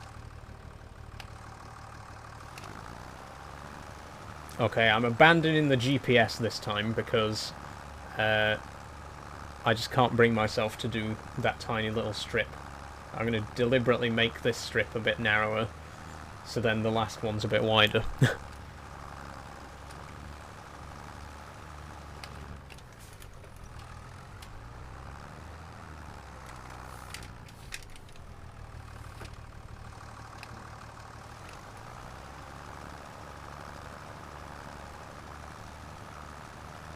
Briar says he's not the best driver.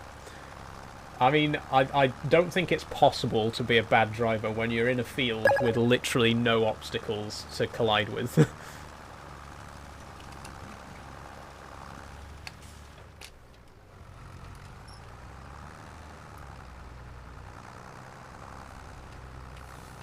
Hey, says Jaden. Hey, how you doing?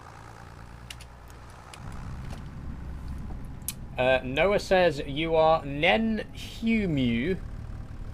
I don't think that's English, but if you want to translate that for me, Noah, please do. What map you on, says Thokun. I'm on Riverbend Springs, the American map. I'm good, how about you, says Jaden. I'm very good. Yeah, I'm not doing too badly. I'm enjoying Farming Simulator 25 very much. Tiny bit of a lag spike there, I apologise. Is there any England map, says Jaden? Not in the base game. Like I was just saying, there'll definitely be some modded maps in the UK, because there always is, and it also looks like we might be getting an English map in the DLC, but in the base game, so far, nothing yet, nothing confirmed. Have any mods come out yet? Yes, there are a few mods available already. There's about 16. And I've got them all active at the minute. 4 of them are PC only because they're like scripting mods, and the rest are all crossplay, like equipment and stuff like that. I'll show you in a minute. Actually, when I get back to the shop, I'll show you what mods I've got installed.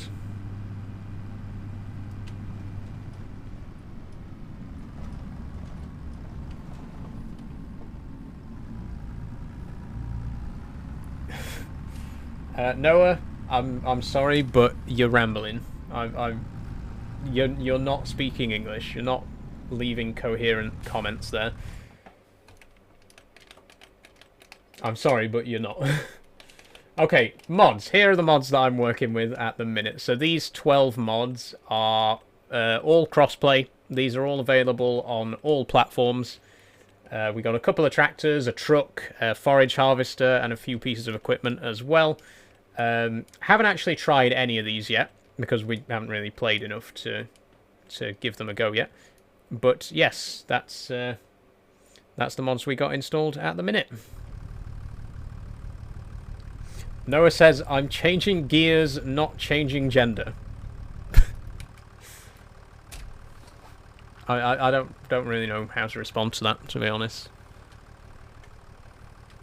And believe it or not, you're actually not the first person to leave that exact comment. I distinctly remember that somebody left that exact comment, I'm changing gears, not gender, on one of my Euro Truck streams.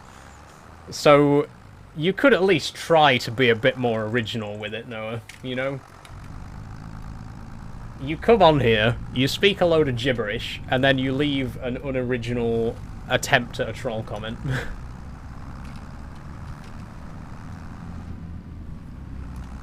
Can I see medium tractor lists, says Tom? Not at the minute, Tom. I'm not going to be doing tractor lists, because I did too much of that in the last stream. I spent like half the stream just looking in the shop and showing people what there were. So I might be able to give you a brief look later. But yeah, I don't want to make a habit of it, because if I do, then every 5 minutes, you know, people will be, oh, can you show me the forage harvesters? Can you show me the cultivators? And I only say that because that's what people were doing in Wednesday's stream. So I just, like I say, I just don't want to make a habit of it.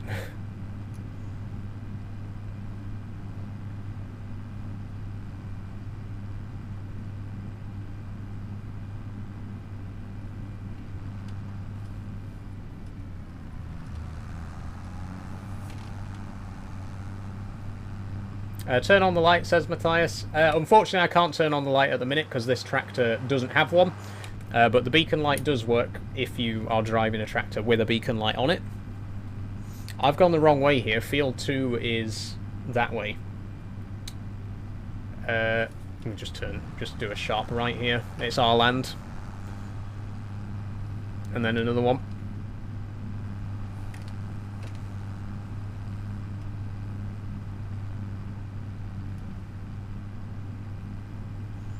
And then left.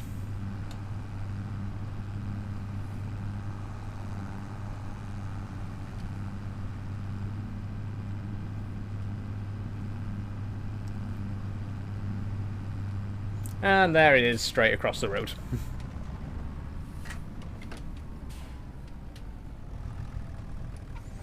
Noah says, in 1945, people on 16 had the balls go to war. Now people on the age of 16 are scared of balls. I'm not scared of balls. I love balls. I just don't like mine. Also, you might want to Google Roberta Cowell, the first trans woman in the UK to have transgender surgery, who was a RAF fighter pilot. And also, while you're doing that, you could look up... what was the... Christine Jorgensen, who was the first trans person in America to have reassignment surgery, who was also a World War II veteran. How about that? Just, you know, a little bit of history for you there. What a way to spend your Friday night, bro, says Connor. Thank you, Connor. I'm having a very good time. We've had a very nice chat tonight. A lot of great comments coming in. A few less great comments, but, you know, most of the chat has been quite respectful and friendly. So thank you very much, everyone, for making this a very pleasant evening.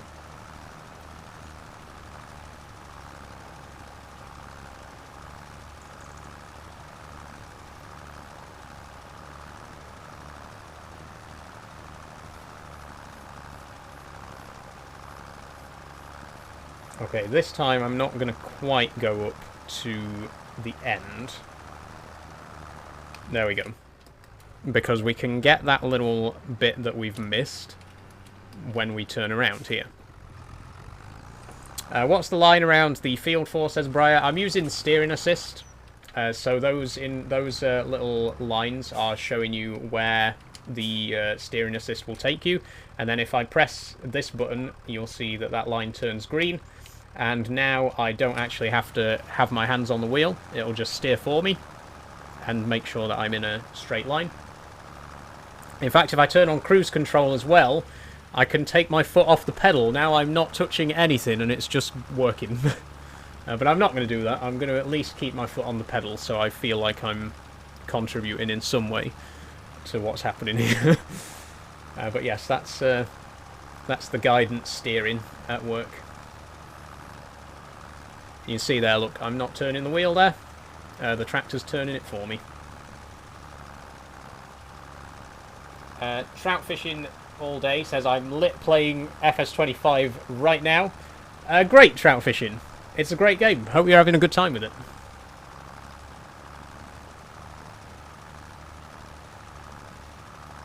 But shouldn't you be trout fishing? Your name's trout fishing all day. Get off farming sim and get trout fishing, man.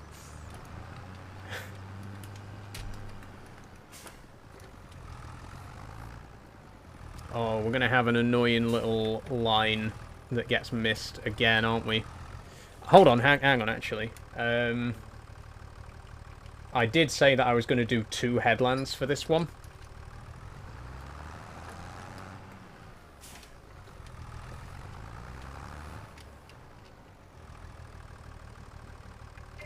You'll have Caleb Brown, says Lancer Doc. Yeah, I wouldn't want to upset Caleb. I know how angry he gets at Jeremy. FS22's best, says Not Eason. I mean, from what I've seen of FS25 so far, I'm really loving it. This could easily be my favourite farming sim. I have mentioned in previous streams though that I just, you know, whatever's the most recent farming sim I tend to gravitate towards. But genuinely, all the new features that I've seen so far in this, I've really enjoyed.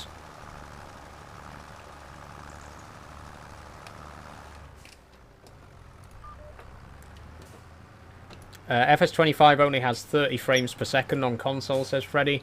I mean, I'm sorry to hear that, but like it's a necessary thing, right? Like, it's either have 30 FPS on console or don't have the game on console.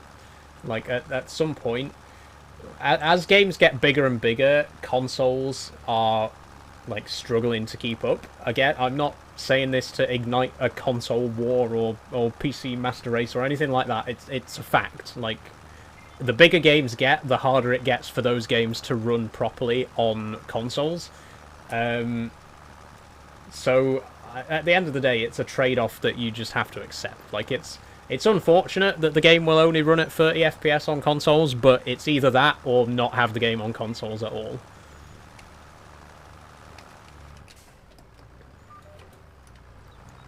And again, I'm not trying to say that in a snarky or I've got a computer so I'm better than you kind of way. I'm not trying to suggest that at all. I'm just saying, you know, it's just a reality of having a console.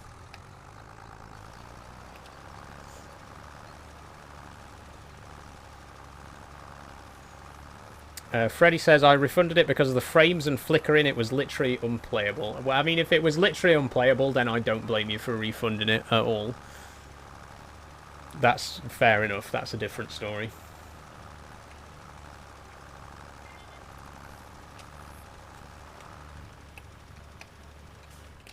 But honestly, I've said it before and I'll say it again. I could not care less about frame rate, to be honest, when I'm playing games. I grew up with a crappy little Windows XP laptop that could run Minecraft at 10 frames per second. Like, I'm grateful for any frame rate after that, you know. After living through that, you know, if a game runs at 30 frames per second, that's absolutely fine. Back in my day, I'd kill for a game to run at 30 frames per second, you know. Back when I were a lad, and I was a lad, by the way, I'm allowed to say that. Back when I were a lad, games ran at 2 frames per second. We got up at 3 in the morning, booted up computer, played it for 5 minutes, and then turned it off because it were overheating. And we got 6 frames per second if we were lucky. You tell that to kids these days, they won't believe you. Have you had surgery, says Briar. That's a bit of a personal question, Briar. No, I haven't. Master System was king, says Lance the Doc. Oh, the Master System was an incredible console. Some great memories from that. The Master System, the SNES, the PS1, those were the consoles of my childhood, honestly. Well, I say SNES. I didn't really do much with the SNES, to be honest.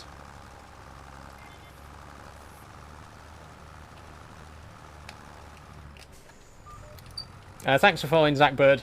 Is that a fertilizer?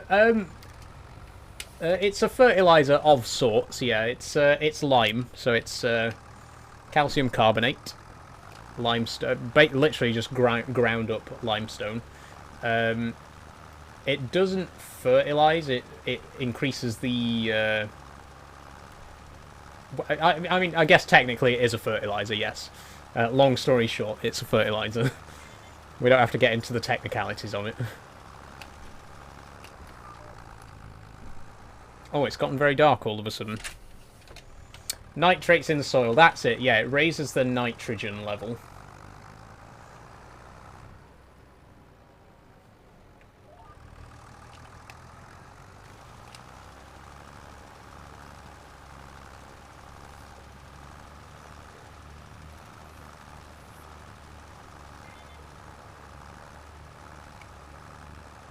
Oh, that's annoying. A tiny little awkward bit again. It's always the way. We did have almost the perfect amount of lime, though. So we're not having to go to the shop to fill up again. Am I liking it? Says it's Jack. Yes, I am very much enjoying FS25 so far. Fantastic game. From what I've played up to this point, I've really enjoyed it. Okay, we've spread lime in all our fields. Now I'm going to bed.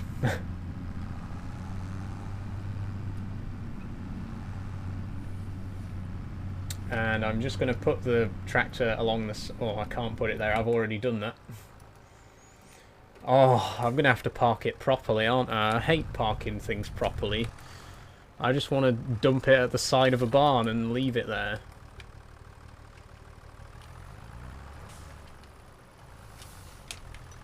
A little bit of a lighting glitch there. I don't know if you saw the little bit of flicker in there on the rear lights.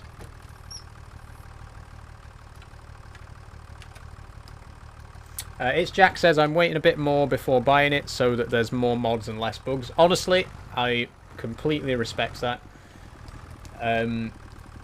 If you want to wait a bit to see, you know, to wait till the game's had a few bug fixes, wait till there's a bit more community content out there, that's absolutely fair enough. I do that with most games, to be honest. I don't really make a habit of buying games brand new, to be honest. I sort of made an exception for Farming Sim. Most games I do tend to wait until they've been out for a bit before I invest in them. So, yeah. Fair enough. Fair enough. Absolutely.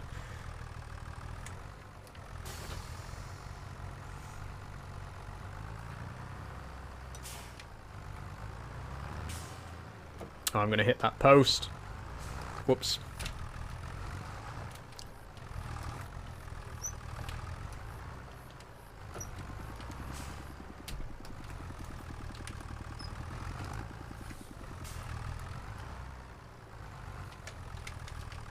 Oh, I mean, it doesn't have to be... It doesn't have to be perfect.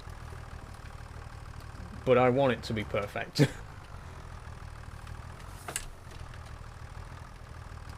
That'll do.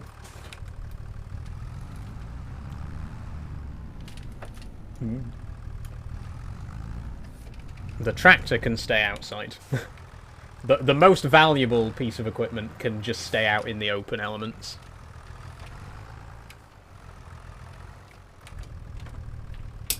Let's go to bed.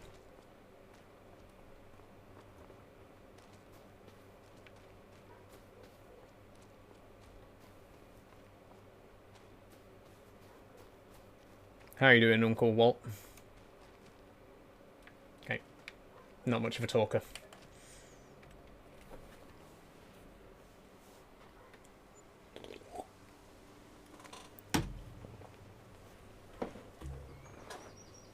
Okay. Save the game.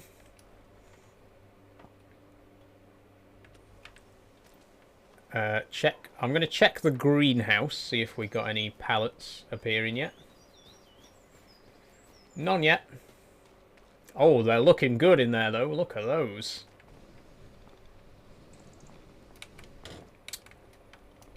So we got, obviously, cabbage there, chili. I think the taller ones are spring onion and the shorter ones are garlic.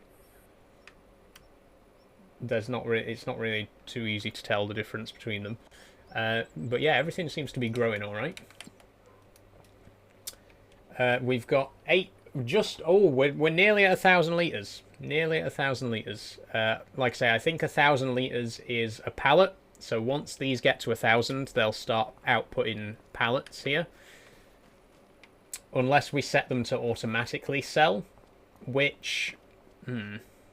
Maybe we will, actually. Maybe I'll set them to automatically sell until we've got our preserve plant set up. Although, mind you, it only costs 36k. We could just build the preserve plant ourselves right now. If I can find the right menu for it. There we go. Construction. Preserved food factory. The question is, where would we put our preserved food factory? Where's the mushrooms, says Lancerdoc. We can actually grow mushrooms. We can get a mushroom, a special mushroom greenhouse. And I will probably get round to them at some point. Have I done rice yet, says it's Jack. I haven't done rice yet, nope. But I definitely want to do rice at some point. It's definitely, you know, going to be on the list. I'm thinking... I'm thinking I could just cut down this... I mean, we need to cut down this tree, because we need to be able to get the front loader in here for the pallets. If I cut down this tree as well, then we could have our factory right here. So then I literally just need to pick up the pallets there and bring them to here, and we can make kimchi. I think I'm going to do that. Let's buy a chainsaw. Where are chainsaws now? Hand tools, chainsaws. Go for my gullet. That's my go-to. How do I... Oh yeah, I actually have to physically pick up the chainsaw now, don't I? Where do I do that? Where do I... Does anyone know where my chainsaw actually goes when I buy it?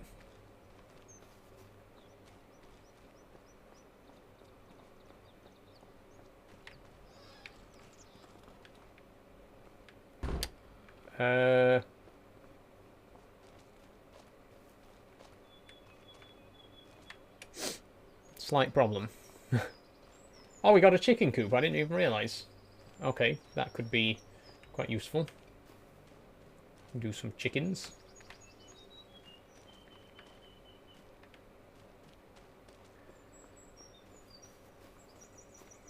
A little mini windmill there.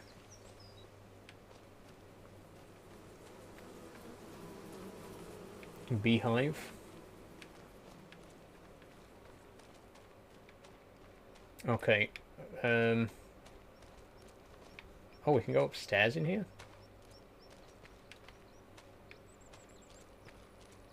Cool. Doesn't really help me find my chainsaw, though.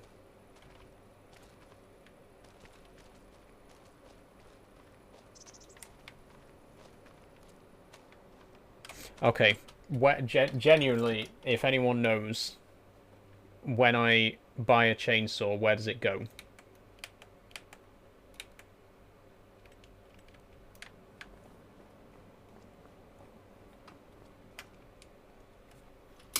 Serious question. If anyone's watching, and you know where I pick up my chainsaw after I've bought it, please let me know, because I genuinely don't know where it goes.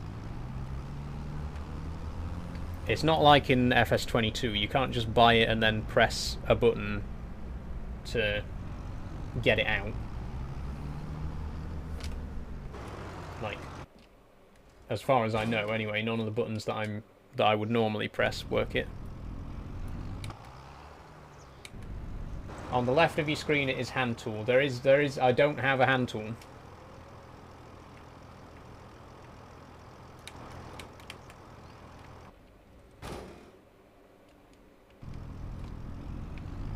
Okay, I'm just gonna go to the shop and pick up my cultivator. Subsoiler, anyway. Is it not 1 or 2? It might be 1 or 2. It's 1. Okay, so it turns out that it's just not mapped to my to my wheel. That's unfortunate.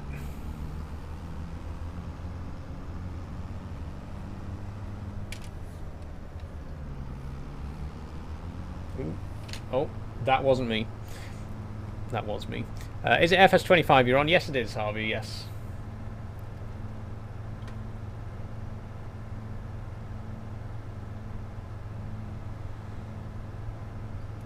So I know we can actually physically pick up and put down hand tools now, so we can actually put the chainsaw down when we're done with it, but I don't know where we're gonna put it.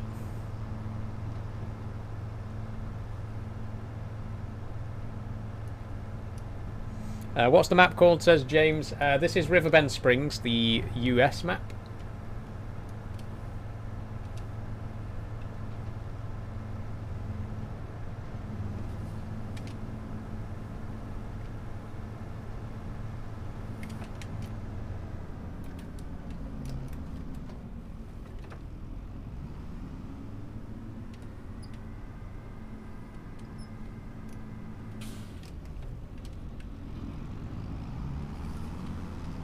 Okay, I love this thing. I absolutely adore the combi plow from Agrisem. I used this so much in FS25.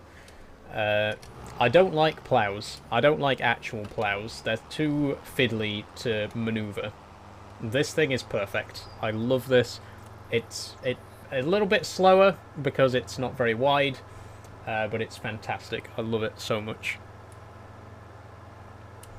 Where the hell is Omzi Thursday, says J Ghost. I'm not doing Omzi Thursday, J Ghost. I'm doing Omzi Wednesday, and it's going to be coming in about 2 weeks. Not this Wednesday coming, but the Wednesday after will be the first episode.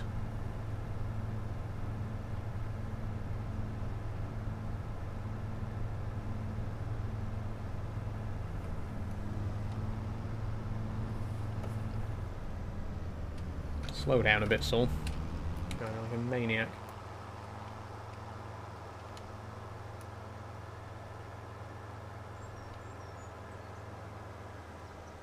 Right, now I am going to get a worker onto this, because I've got work to do with my chainsaw.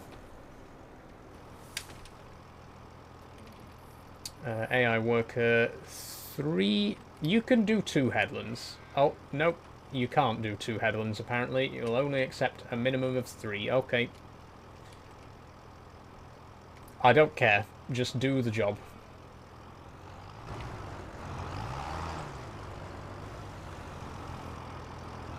Grown any sweet corn yet, says Spotted. I haven't yet, no. We are going to be growing corn, though. That's one of our first crops that we're going to be growing. We're going to be growing oats and corn so we can make breakfast cereal. We're also going to need honey for that. And raisins. Let's see how our honey production's doing, actually, because we've already got bees. As you can see, they've already started to produce a little bit of honey there. We got 182 kilograms of honey. Wonderful. We definitely need to get a skid steer loader very soon because we are going to have a lot of pallets to handle. We're going to have some pallets from the greenhouse soon as well, and then obviously once the kimchi has been produced at our factory, we're going to have to handle that as well. So, skid steer loader will be very useful. I believe, yeah, I think this is a universal sell point. So we can dump all of our crops here and they'll go into this to be sold. Let me just check on the map just to be sure.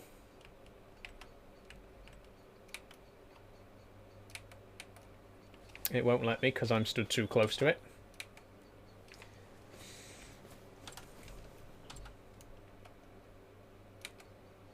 It's Small Farmer's Kiosk.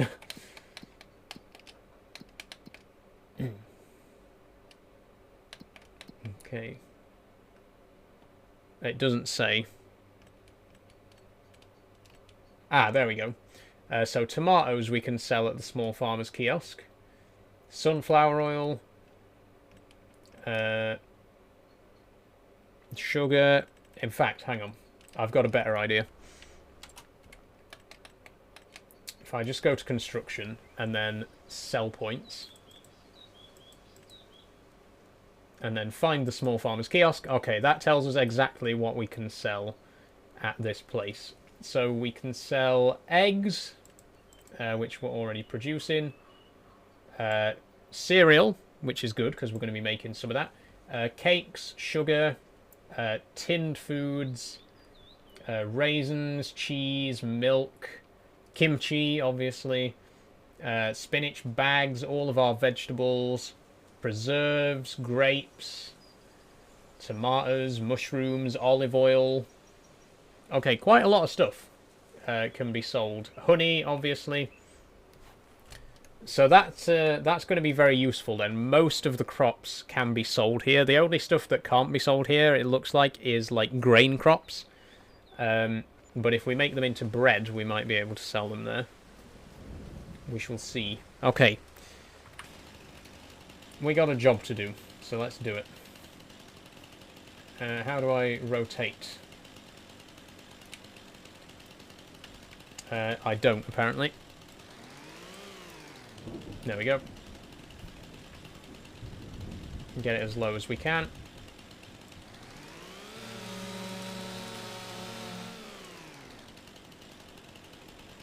Of course, that collapsed as 3 separate trees.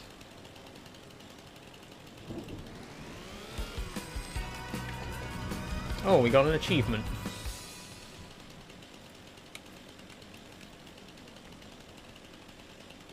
Okay, apparently we can move faster when crouching with a chainsaw than we can when standing.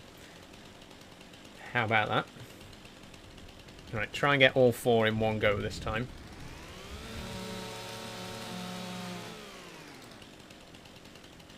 Nope, we missed one again.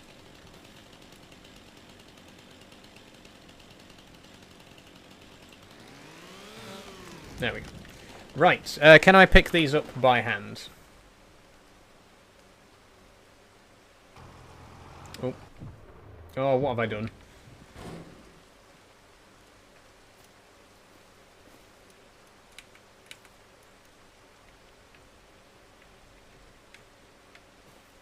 Apparently not. Oh, this one I can. Okay. I'm just going to put them to one side. Then there's not really going to be enough money in them to justify selling them at this point, so we'll just dump them over here.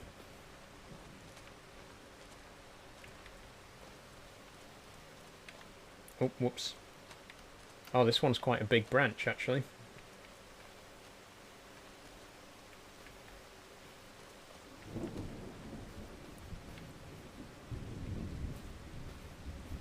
Oh, come on. There we go. How are you moving with a wheel? Says OWRW. It's got thumbsticks on it.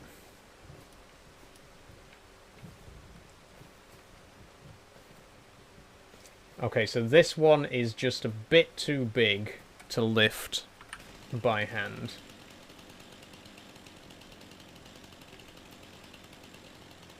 Okay, how do I... There we go.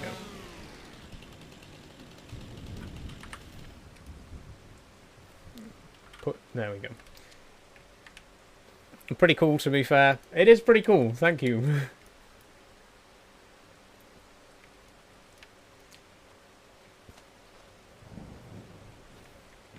I think that's one of the great advantages of this wheel specifically, because a lot of racing wheels don't have thumbsticks. Because in racing games you don't really need to look around. So like most of the big racing wheels just don't have any sticks, which is okay for racing games, but then when you try and play a game like Farming Sim, you need to be able to look around. So it's very good to have a wheel that has sticks on it.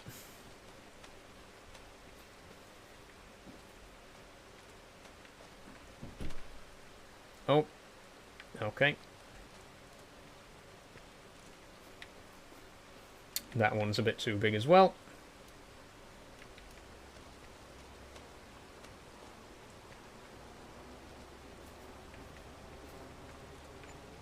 Now, I think we might want to rent a stump grinder just to quickly get rid of these, because I don't want to keep bumping into them with the skid steer. We don't need to buy one, because we're not going to use one very often.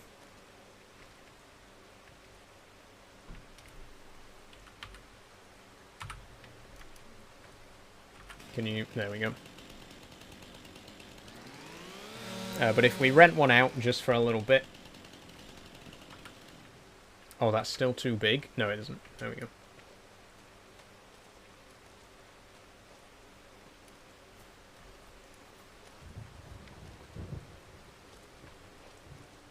Last one.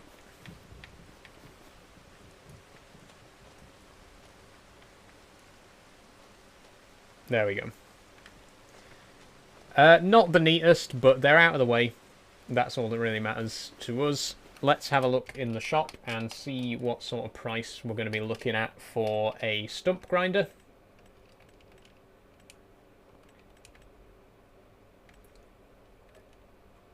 $1,377 to lease per work.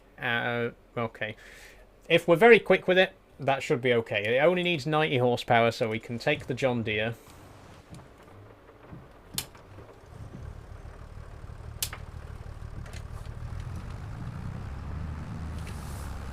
Workers still subsoiling there in field 3. Probably going to take a while, so we don't need to worry too much about checking in on that. Oh, some puddles are appearing.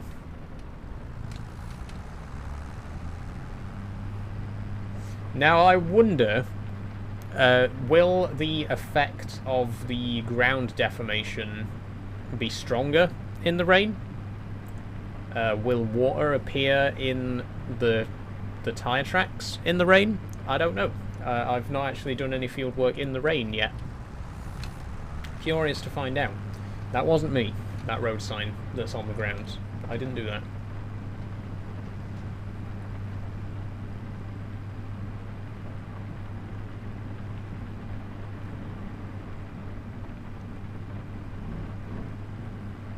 Yeah, definitely pull into the right there.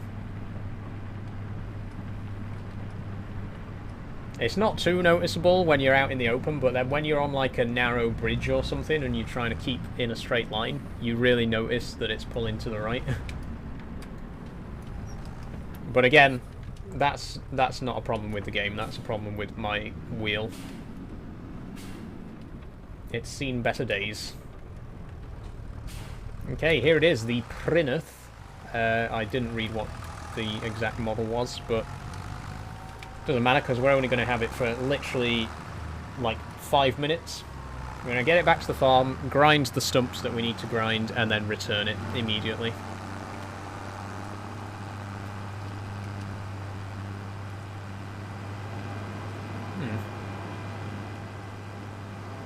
Interesting looking piece of kit though.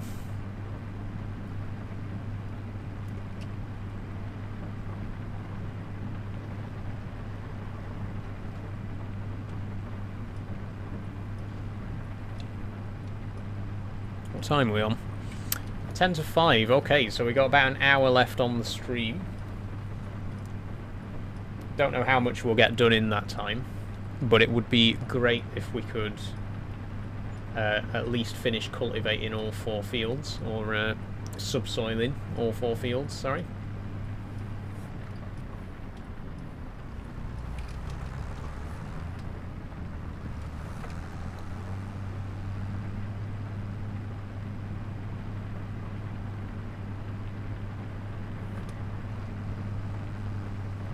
Okay.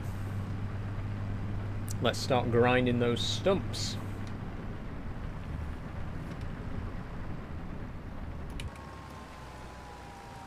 There's the first lot. Turn on stump grinder. Is that it?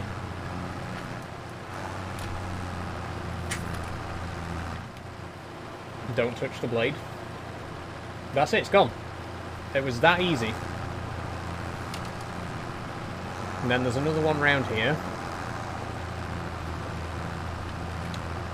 There we go.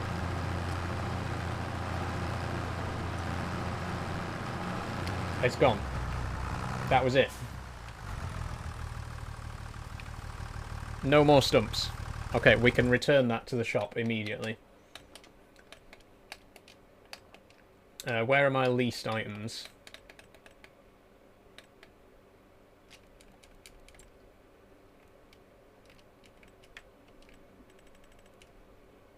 Prinoth, return. We paid over £1,000 to use that for not even 30 seconds. Oh, our first pallet of... our veg! Our first pallet of veg! Look at that! Oh, that's a pallet of garlic!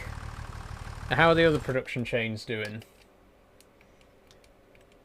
Ooh, we need a tiny bit more. So the garlic is being produced very slightly faster than the others, but in just a couple of minutes we should see a pallet of chili, cabbage and onion appear as well. That's really cool. We need a skid steer. We need to get a skid steer.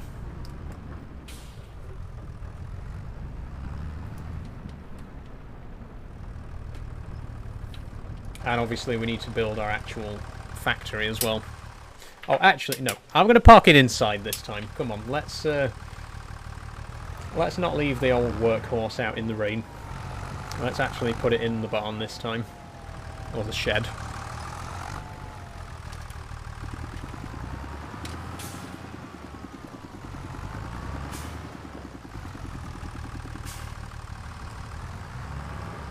That'll do.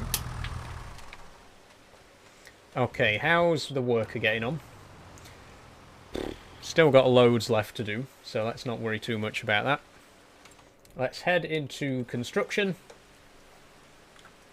And just check the factories. Where's it gone? 36k for the preserved food factory.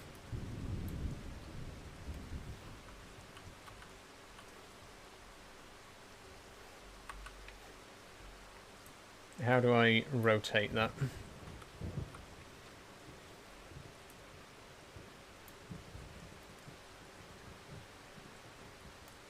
Ah, right click. There we go. Is your game still laggy, says Ty? Nope, no lag at all, Ty. It's running very smoothly.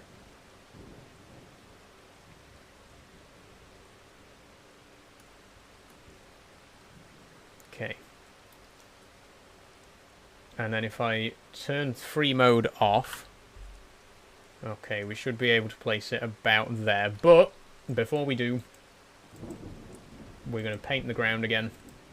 More concrete.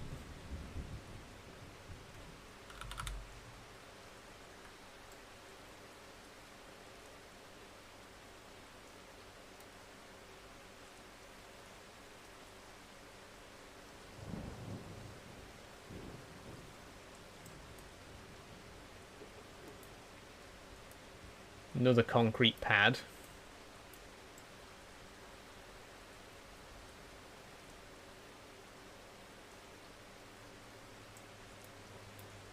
I'm going to replace this gravel with concrete as well.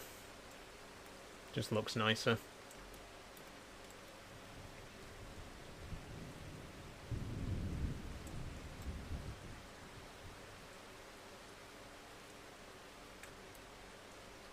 And then...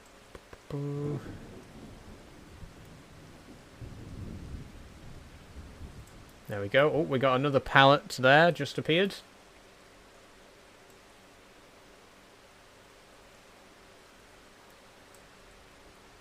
There we are.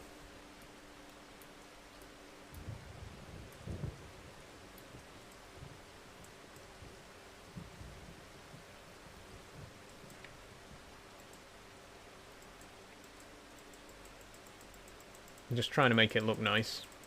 Let's not waste too much time on it. There we go. Right, now back to factories. Back to the... there we go. And it should go right about here.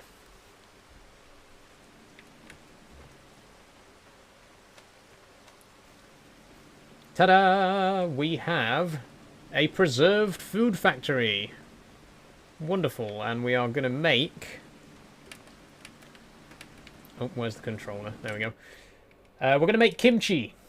There we go, kimchi, which requires... oh, it doesn't say.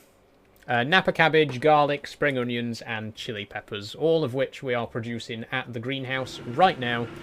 So all we need to do is bring those over here, and we're going to make kimchi. We've already got a pallet of garlic and a pallet of chili peppers, and in just a second there should be a pallet of cabbage and spring onions appearing as well. Let's buy ourselves a skid steer.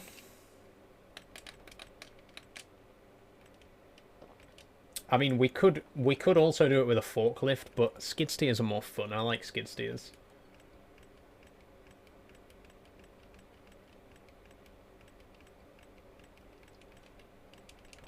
The forklift's 55k for the smallest one, whereas the New Holland skid steer is only 35k, so it's actually a bit cheaper as well to get a skid steer.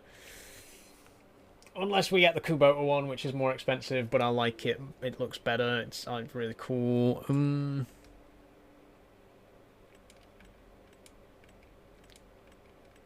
It's a bit more powerful, but it's also slower. No, we'll go for the New Holland one. 35k. And of course we need a pallet fork for that. In red. I always like to get my loader tools in red.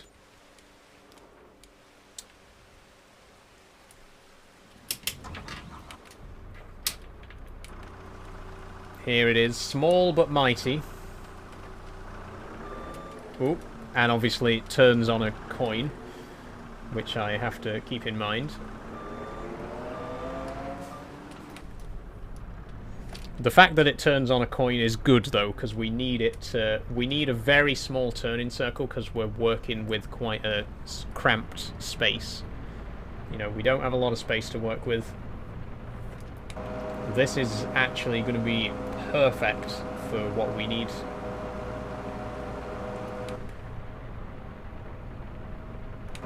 Shouldn't really be driving it down the road like that though. Let's just... ooh, there we go. Safety first. Now I can't see a thing. Safety. Let me just lift them up slightly. There we go. Now we're safe.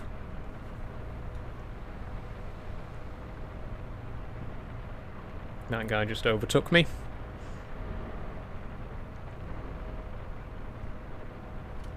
Yeah, you can see the drift really bad here if I let go of the wheel. Okay, it's very extreme in the skid steer because it has such a small turning circle anyway.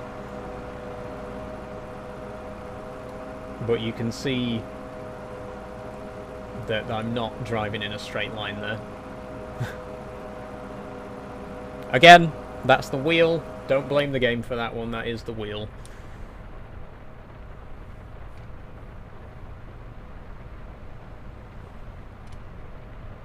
Is that cotton?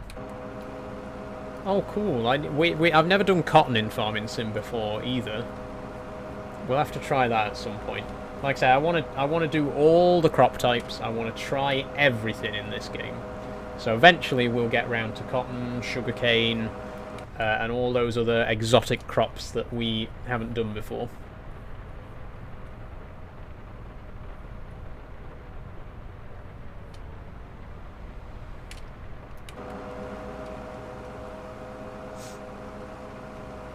I'm aware that this is a very slow vehicle, but it's not going to be travelling very far.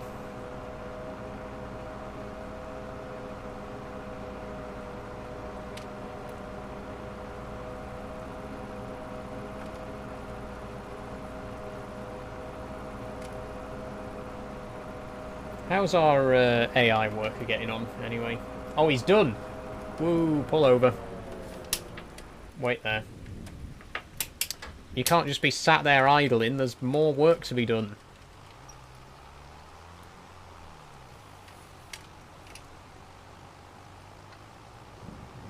I hope he wasn't stood there for long.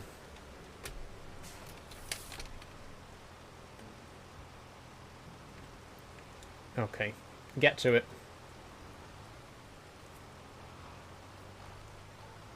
Just make sure that he's going the right way.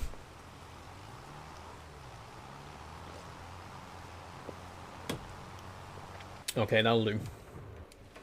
Back to the skid steer.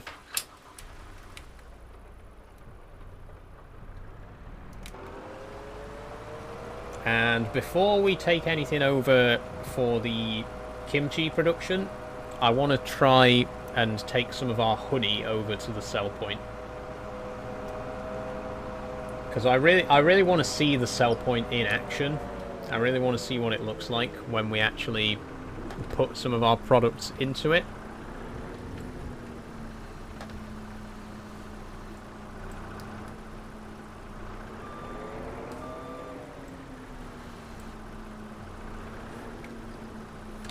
I know this pallet is nowhere near full, by the way.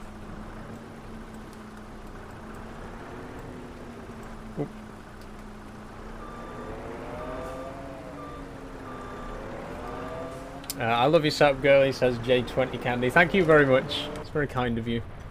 It's taken a long time for me to get it to this point. Just, you know, buying it bit by bit. But I'm very happy with it. Okay, so what I want to see is, if we take the honey to our stall here,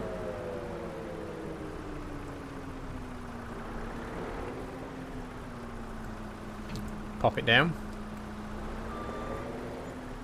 Okay, does it actually appear on the stall? It doesn't. Oh, that's a shame. I thought that was the entire point of this stand here, was that you were supposed to actually see the products. Maybe it doesn't work with honey specifically. Maybe there's something else that we can bring that it'll work with. I'm quite disappointed with that, though. I really thought that we'd see the little jars of honey stacked up. It could be a bug, says Eddie, yeah.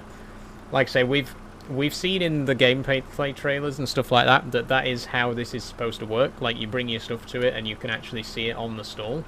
It could be a bug. It's probably a bug. In which case, this is the first bug that I've encountered outside of the tutorial, which was a buggy mess. But, I mean, we can try bringing some other stuff over and seeing what happens, you know? Let's head over here and get... Oh, that's a big bump in the hill there. I didn't notice that. Let's take some of this stuff over to the kimchi plant.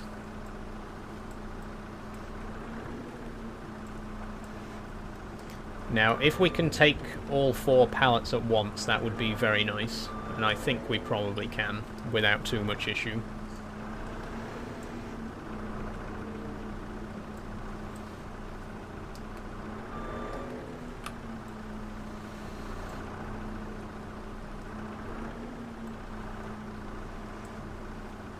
Oh, it's quite heavy though, believe it or not.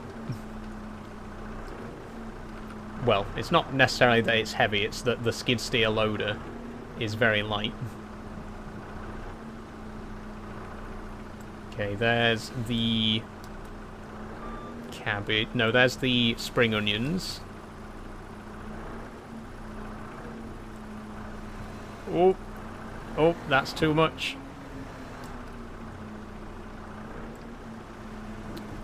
Okay, yeah, so there's a 2 pallet limit. It can't lift 3 pallets at once. I mean, we've already picked these up, so I'm going to have to very carefully maneuver them over to the preserve plant. But in future, only 2 pallets at a time on the skid steer. I'll just have to bear that in mind.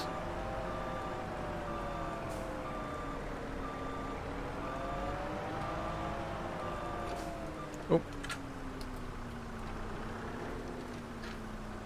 Wrong.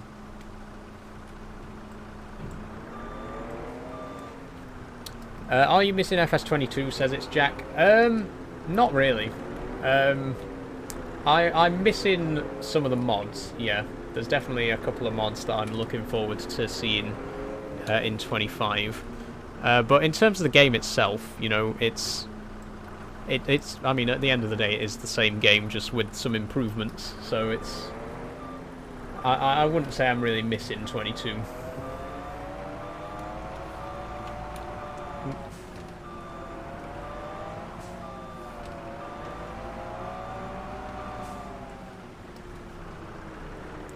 Okay, that's the last pallet. So, if I check the production now, it should say that we are producing kimchi. We have made 1 litre of kimchi.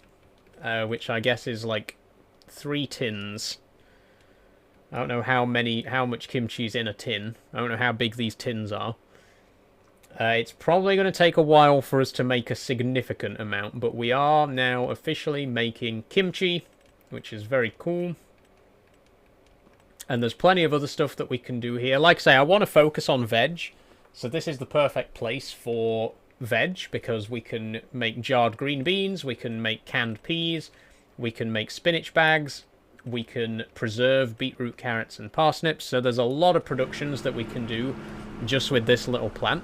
And this only costs 36k. That's very cheap for a factory compared to like the full size one. I'm very, very happy with our decision to purchase, well, with my decision to purchase this. And I think since we got a skid steer, there's one other product that we can probably get started with. And that's eggs. Let's make some eggs. Because we can sell those at the stall as well.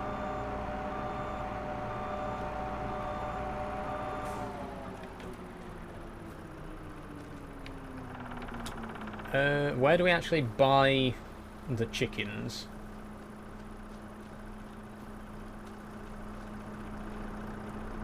Because this is definitely a chicken coop. You can see there. This is a coop for chickens. But it doesn't... Oh, hang on. It doesn't appear on the map, though, actually. Like, there's no chicken coop marked on the map. So, is this actually a chicken coop? Or is this just a marker that they forgot to remove? Because the marker kind of suggests that that we can get chickens here. But it doesn't seem like we can. Another bug, maybe? Who knows? We got the skid steer now, though. That's the main thing. We got this for future use.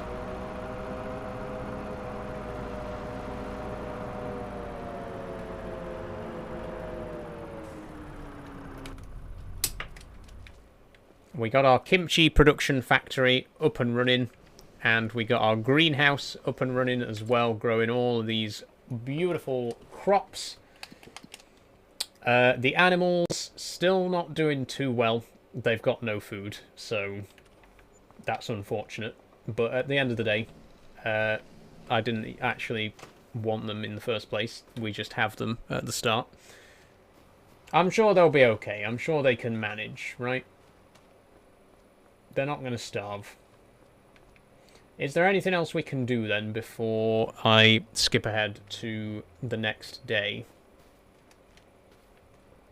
I really don't want this worker to be working all through the night because I don't want to pay him for all that.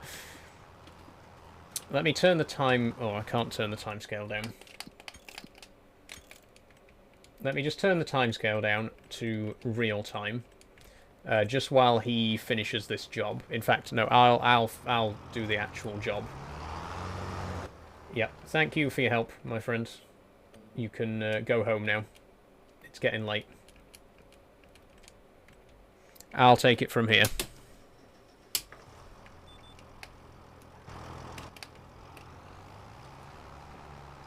So I'll finish this field off. I'll go to bed.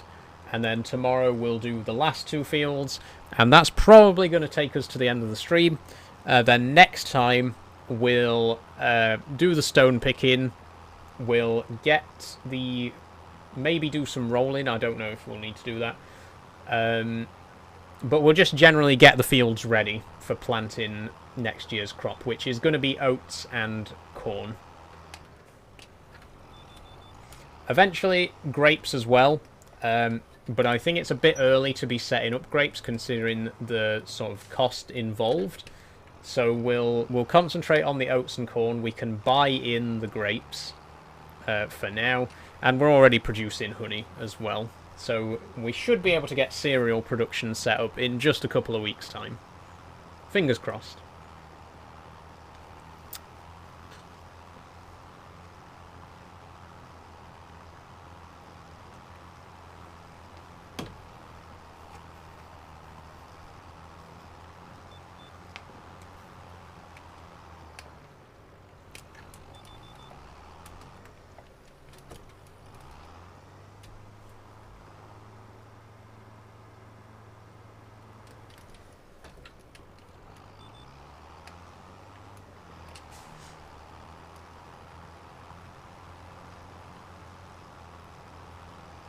Yeah, one thing I've noticed about this particular tractor, by the way, is that whenever you switch into reverse gear, it always goes to -1.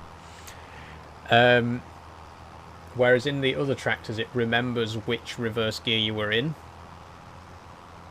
I don't know if that's a bug, or if that's a deliberate, if that's how the gearbox in this tractor works, because, tractors all have different gearboxes. But if I shift into reverse now, it shifts to -1. Whereas if I was in the John Deere, if I set the reverse gear to -3, then it'd remember that, and every time you shift into reverse, then it'd go straight into -3. Just a little thing that is a little bit annoying about this specific tractor. Which is a shame, because it's a great tractor. Really, I'm a big fan of Challenger. Always loved Challengers.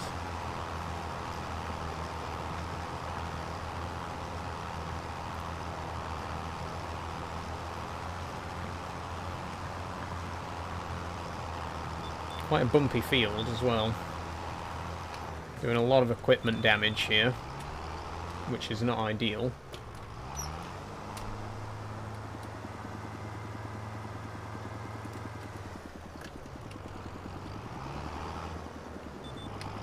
But I will I might build a garage before the end of the stream, actually, because we are going to need somewhere to, you know, upkeep our vehicles. So we might look into that before we finish today.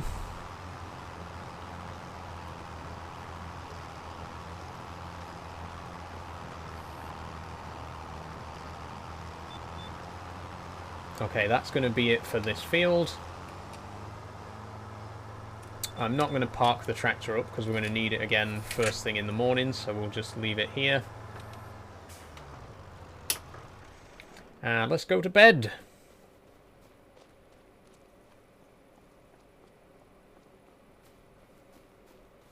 Very quiet. Peaceful. Serene.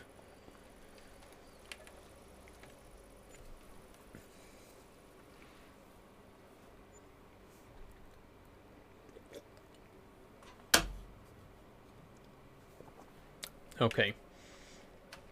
So, straight away, back in the tractor. A very misty morning.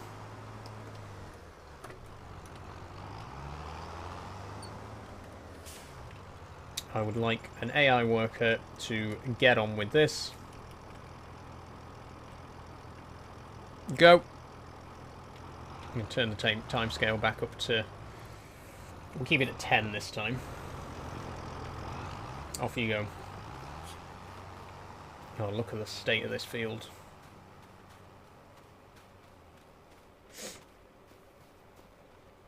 Well, while he's doing that, let's see what else we can be getting on with. How quickly is this going to produce our kimchi, by the way? We've made 636 litres of kimchi so far, so I'm guessing that it'll maybe produce a pallet a day if we can keep a stable flow of veg into it. So as long as we maintain the upkeep of the greenhouses, we should be able to produce a pallet of kimchi every day. Water's at 48%. That's going to need another day or two before it is in desperate need of refilling. Bees don't need anything. The cows may need some stuff, but there's not much we can do about that. Yep, they need food still. I mean, we can buy bales.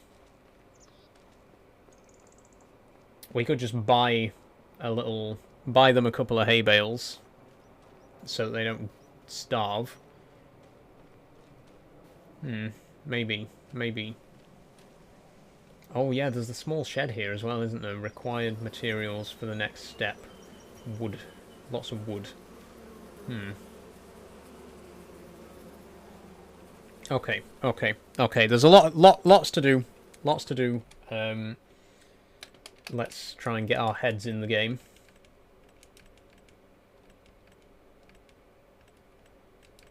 So if I go to animal foods... nope, where do we buy bales? Bales. There we go. Okay, square bale of hay, £1,536 for a single bale.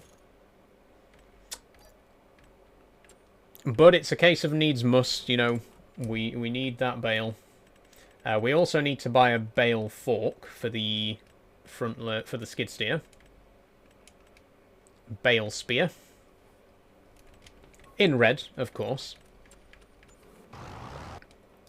And then we need to get the skid steer down to the shop to pick it up, so whoop. Oh, there's our worker hard at work there. Is he even in the field there? Oh yeah, he is. He looks a bit closer than he actually was. Okay, keep up the good work. So it's November now. If we do stone picking in December, that still gives us January and February to, I don't know, do other crap. Maybe it might need weeding before the crop goes in, I don't know. But we won't be planting today, definitely not. We might not even be planting next week, but I hope we... Well, next stream. Hopefully we will, though. Hopefully we can do... Excuse me. Hopefully we can get the oats and corn planted in the next stream.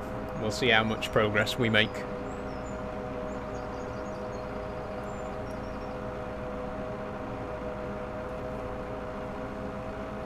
Oh, that wasn't me.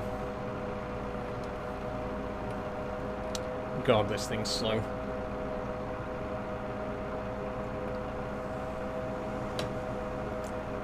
I could get a worker to do this, to be honest. Let me try it, because this is something that I never really did in Farming Simulator 22. But it is something that you can do. Let's try it. How do I... yeah, go to... there.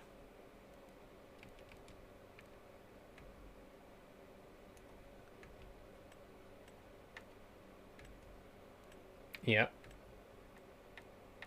How do I make him start the job? It won't let me press that. Oh, pick a target location. Yep, there. There. Start job. There he goes. He's going to drive there on his own. That was in 22, by the way. That is a feature from FS22, but I just never really used it, to be honest. But it does work, as you can see. That will just drive to the shop on its own, and it'll let me know when he gets there. You can see him on the map driving there. So if we go to the shop now, this is the bale we've ordered. Only one, but I think one should be enough, in theory. Hopefully it will. Let's have a look around town while we're here, because we haven't really gotten to know our local community yet, you know. So there's a dairy just over the roads there. Oh, just over the railway, actually. Just over the railway, we have our dairy. I think that's just just like a generic building. It's not actually used for anything. I can't jump over this fence. Oh, hold on. Our worker's here.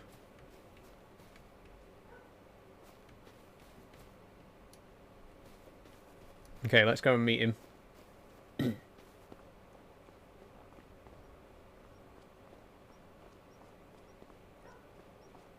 There he is.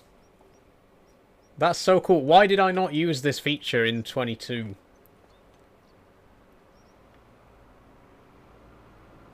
I love it.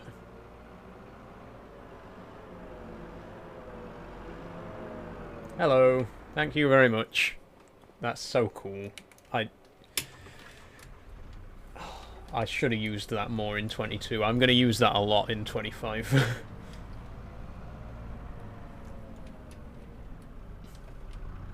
Okay, get our bale spike. We're going to spike it straight into this bale.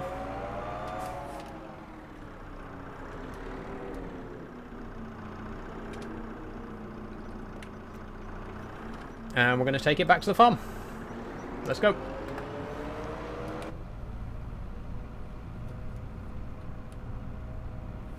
Think Big, New Holland CR11 Gold Edition. We have that. Pre-order bonus. I'll have to try it out at some point. And the MacDon pack.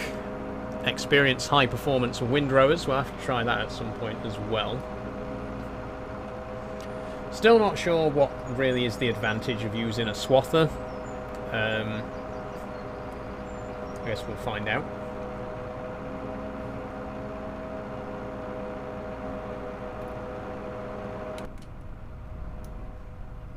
In fact, if you want to, you know, just carry on back to the farm. How do I... I can't figure out how to do this with my wheel.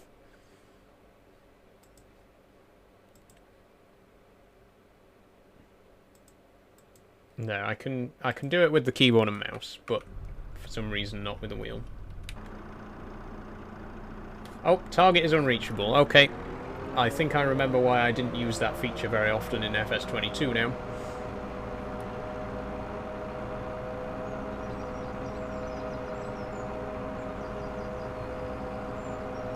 Try it again from here.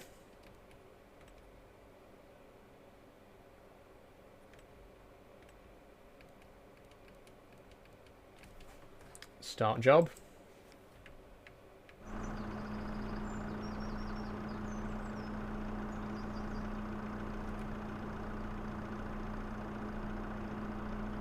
Okay, yep, so apparently can't do that.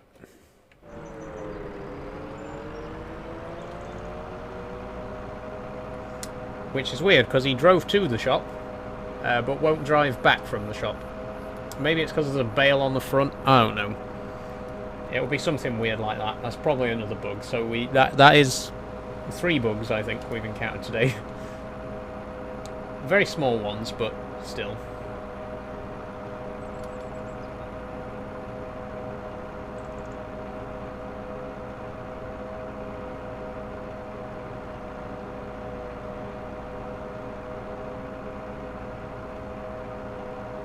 Okay, another half an hour left on the stream, so that should be enough time to finish all of the field work for today.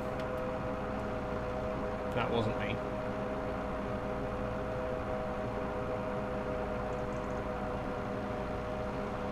I'm not quite sure what's how much is left in field 3 though. Oh, hit a wall. Or a fence, rather. Right, let's see what this does for our cows then. Let's see how happy this makes them.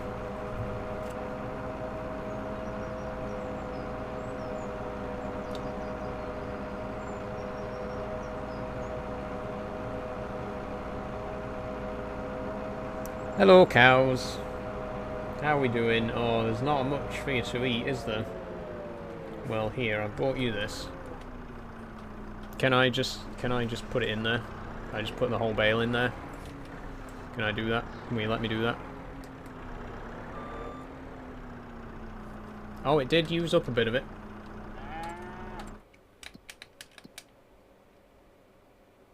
It's not filled it at all, though.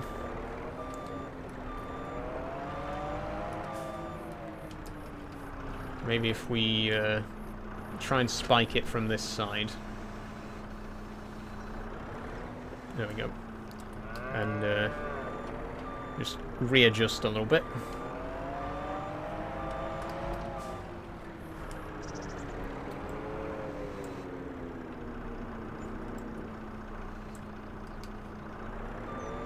There we go. Will it use the whole thing? It is draining the bale.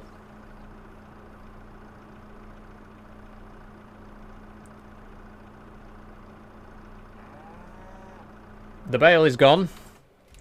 And they have 80%. Hey, yay, we did it. We fed the cows. The cows are going to live. They're going to be okay. How are they doing for water? They've got plenty of water.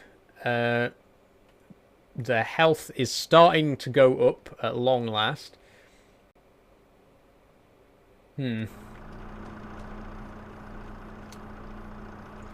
So how do we get milk cows in here then? Because there's no like I know these are breeding cows. These are cows that we're going to be breeding for meat. But if I bought a dairy cow and put it in this pasture, then would a milk pickup point appear? Do I have to add a milk pickup point if I want to buy dairy cows? I'm not sure.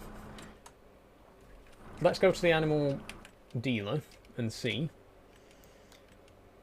Okay, so Brown Swiss and Holstein, they're used for dairy farming. If I buy one of these, will it automatically add a milk drop-off point, or do I have to build the milk drop-off point myself? I don't want to find out just yet, because I don't really want to be dealing with milk at the minute. It's another, it's another consideration that we'll have to balance. So I'm going to leave it for now, but if anyone knows, do by all means let me know. We should probably keep the bale spike near the cows, because we're not going to use it for anything apart from feeding bales to the cows, right?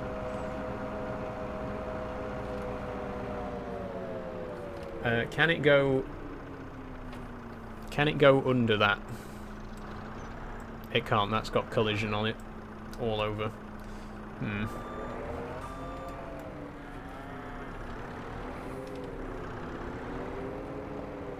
Let's put it here. Oh, whoops. Wrong button. There we go. It's not going to get lost there. We can see where it is. And then next time we need to feed the cows, we know where the bale spike is to feed them with. Okay, how's our production plant looking?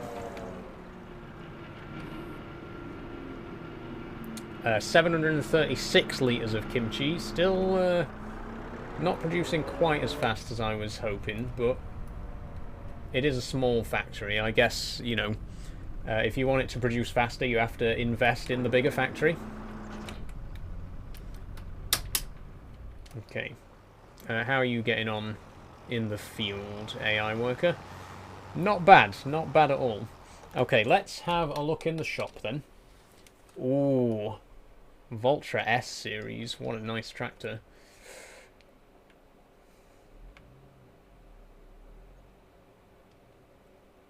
Which appears to have no branding on it at all. Found a bug. Found a bug, everybody. Oh, never mind. It does say Voltra on it. It's just very hard to see. Okay, we're not going to buy that because even though I love Voltra, it's a bit of a frivolous expense. What am I going to buy? Just out of curiosity, I want to look at the veg equipment. Okay, vegetable planter. Okay, that's the two ridge creators, 3 meter and 6 meter, and then 3 meter and 6 meter planters. Okay, so to plant the veg, we're going to need to spend 100k on the equipment. To harvest the veg, we're going to need to spend at least 50k, at least 40k, sorry, on the smallest harvester. These are all exactly the same working width, but with a higher capacity. So for 100k we can get this one, which holds quite a lot of vegetables. The self-propelled one, I think, is a bit of a waste of money. It will make harvesting 4 times faster, but at the same time, it costs £600,000. There's no way I can justify that kind of spending this early in the game. So I think if we do veg this year, which I'm still not sure if we're gonna, but if we do veg this year, I'll probably get the GBC, the GF800, and the Mini Air Nova Fold. Because that's going to give us a 6 meter sowing width and a 0.8 meter harvesting width. And then obviously we need to buy the veg pallets as well. See, the thing with the other veg types is you can only buy self-propelled. Like, there's no unpowered... There's no trailer version of the spinach harvester. There's only the self-propelled one. So if we do veg, we will have to start with carrots, parsnips, and beetroot, which is not a problem. I do want to grow those. Rice... actually quite cheap to grow. The rice equipment is very cheap. I know we do have to grow the seedlings as well, or we can buy them. But we'll leave that for now. We'll leave that for now. So I think what we'll do is we will plant In field 3... no, let's say field 2 for oats, because we're going to need more oats than anything else. So field 2 for oats, field 3 for corn, possibly field 4 for veg, parsnips, carrots, or beetroot, and then something else in field 5. How much is an oil plant? Hold on, I'm curious now. Can we buy a cheap oil processing place?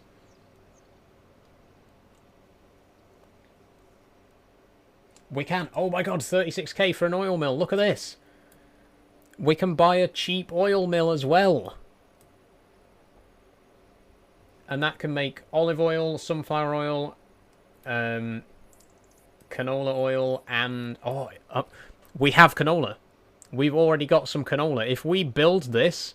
If I build this right now, we can start making olive oil. Well, not olive oil, canola oil. Oh my god. Can I do that? What's this square here for? Before I build anything in this square... It's not used for anything, right? There's not going to be... Nothing's going to appear in this square, right?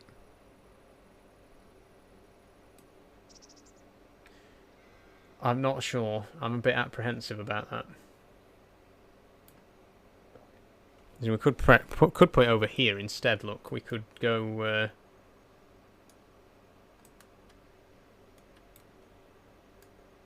in this little corner, maybe?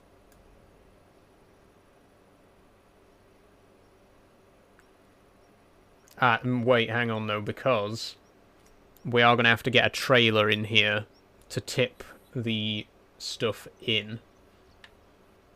So it might be a good idea to put it somewhere where we can actually get to it a bit easier.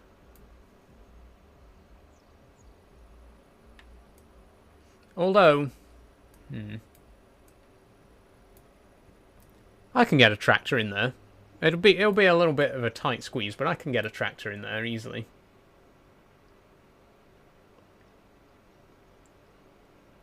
Let's do it. Let's do it. Why not? That's another production ready to go. All we need to do is tip some canola into here, and we can make canola oil. Look at that. Canola oil. Put the recipe in now. AI workers completed their task. Okay, let me just pop him over to field 2.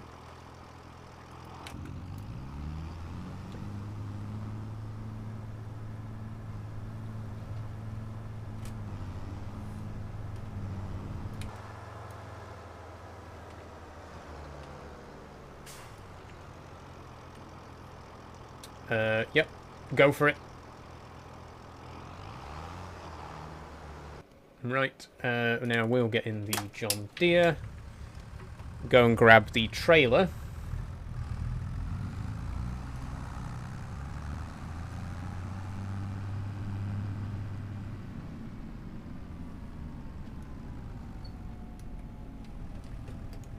Okay.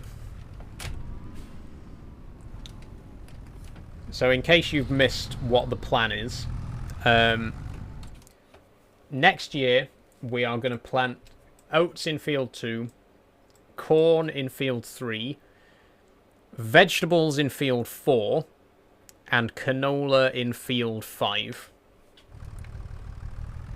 And with the vegetables, we're going to make vegetable preserves. With the canola, we're going to make canola oil.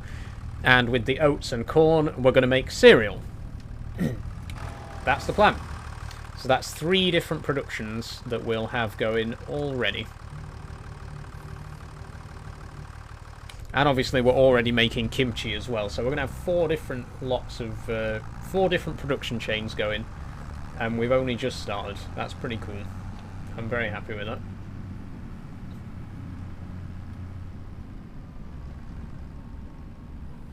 Okay, so the canola we tip in here. Oop. Oops-a-daisy. That's not actually as tight as I was thinking it would be. That's reasonable. Okay, we pour in the canola. Will it take all of it?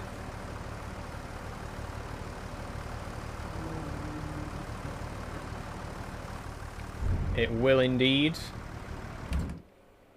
We are now producing canola oil.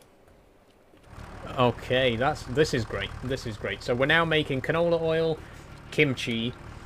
We're making all this veg, obviously, which is being made into the kimchi. We're already producing honey. Next week, we're going to get set up with...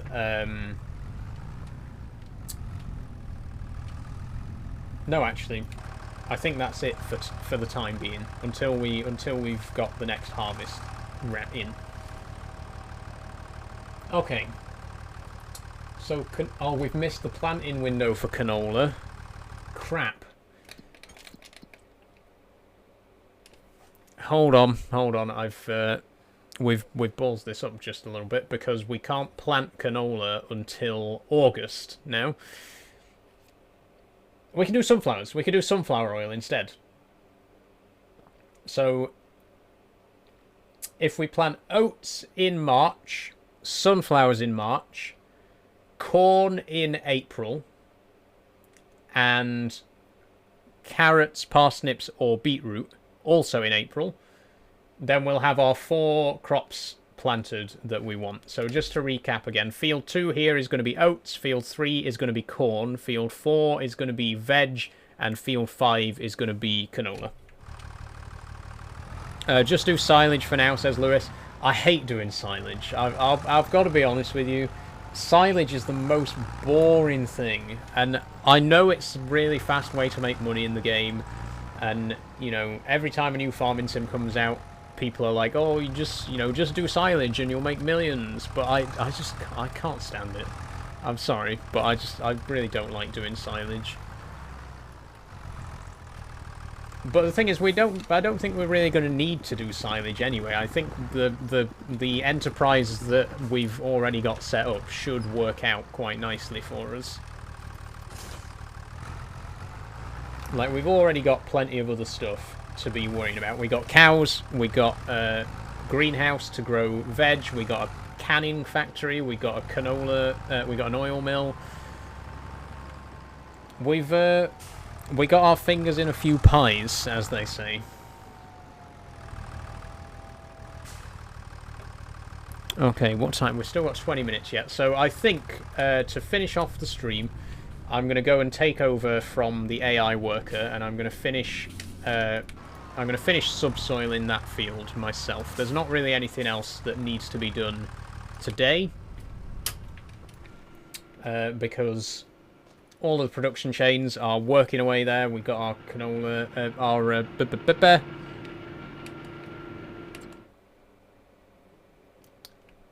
how much are we making? How much kimchi are we making, please?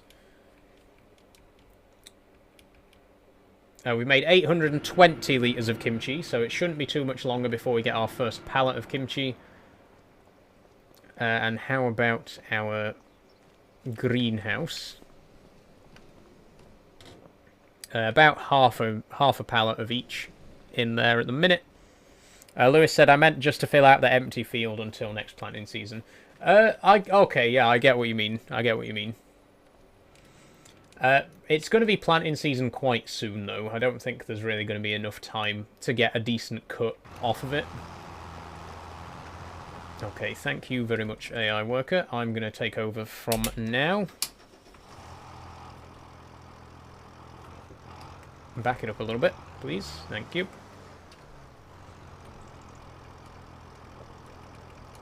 Okay, steering assist. There we go. There we are. Okay, so I'm going to finish this off. That should probably take us to the end of the stream. It's a pretty repetitive job, so if anyone has any questions they'd like to ask, now would be a very good time for that. We sort of the chat's died down a little bit at this point in the stream, but if you do have any questions for me, go ahead, knock yourself out.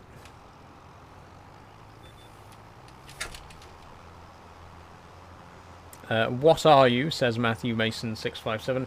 What do you think I am, Matthew? Have a guess. He's missed a bit. Oh, okay. Now there's the AI worker that I'm familiar with. Missed an entire little bit of ground there. Well done, my guy.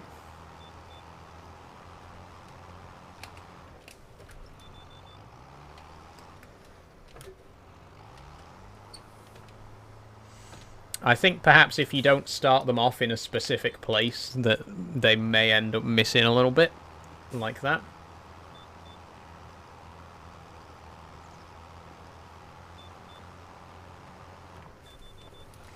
It's not the end of the world, though, is it?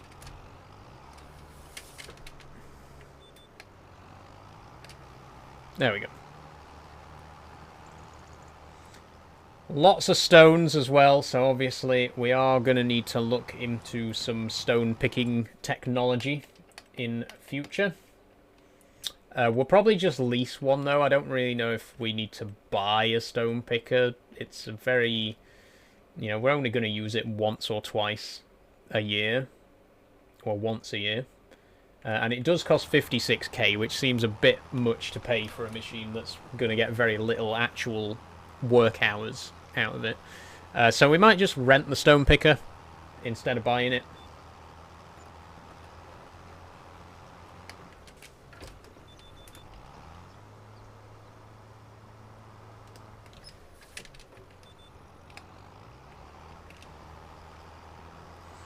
We haven't even done any contracts yet as well. That's unusual.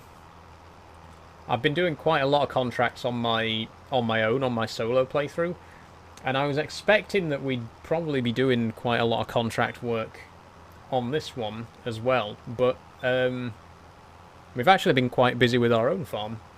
I think it's probably because the farm on Riverbend Springs is like twice the size of the farm on Zelonka. I just want to mention that, you know, in Zelonka you only get 2 fields on the starting farm. In this one we get 4 fields on the starting farm. So you get a lot more starting space, which means that there's a lot more for you to actually be doing. So I think that's probably why, you know, whereas in Zelonka there's not really as much to do when you've only got 2 fields to manage, so you can take some time and do contract work and stuff like that. We don't really have time to do contract work on this map because there's so much to do on our own farm, which is good. That's the way how it should be. You know, I'm not complaining. We're investing the extra time in our farm, and it'll pay off for us in the long run, money-wise. You know. Did we actually not spread lime? I think we might have missed a bit of lime on one of our... Oh dear. Is it worth bringing the John Deere over here just for that lime? I think yes it is.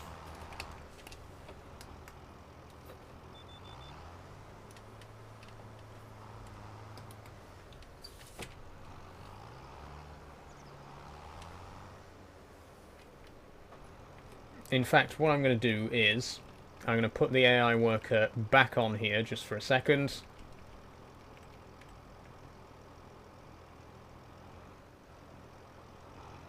Hopefully he's not going to miss bits. He's going to miss bits. Yep.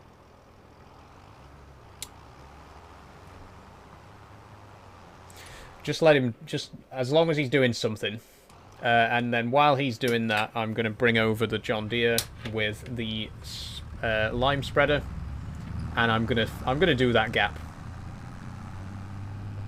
That's quite a big bit of lime to have missed. So let's sort it out. Let's put it to the right. And we've still got 1,036 litres of lime in the back. So it shouldn't be too much of a problem.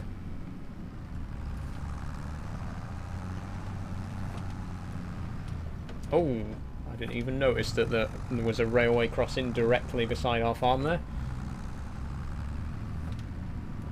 Okay, I don't know why I came this way. I won't be doing that again. Would have been much quicker to just come out from the farm shop there. I thought I saw something. Oh man, you're making a pig's ear of that. Look at that. What a state.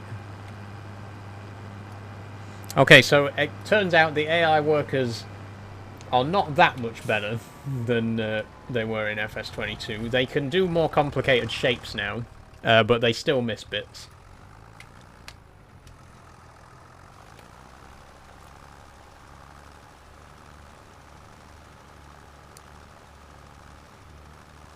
Please don't run out. Please do not run out. It's not going to run out. We're okay.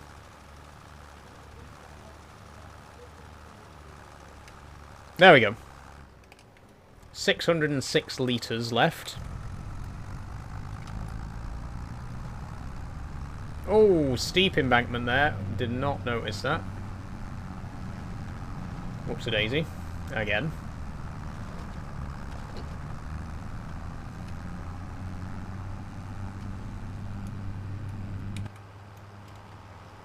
Okay, looks like we're ready for winter. Almost all of our fields have been subsoiled.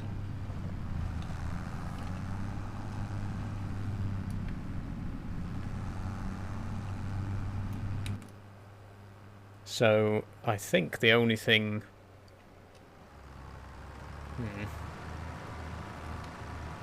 Yeah, the only thing we need to really do today before we end the stream is finish off that field.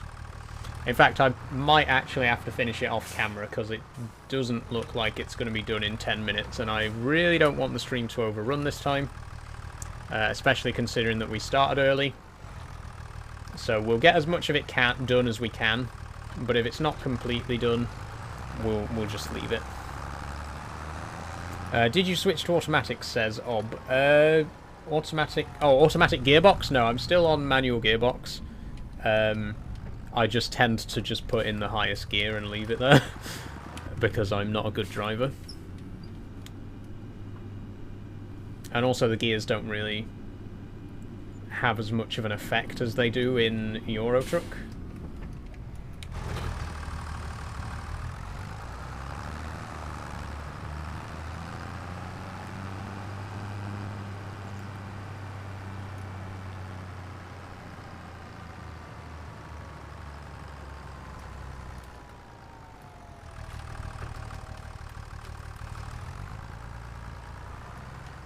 Okay, I'm doing a little bit of organising here. Just want to make sure that all of our trailers are in the same place. So we got our water trailer, our grain trailer, and our lime spreader.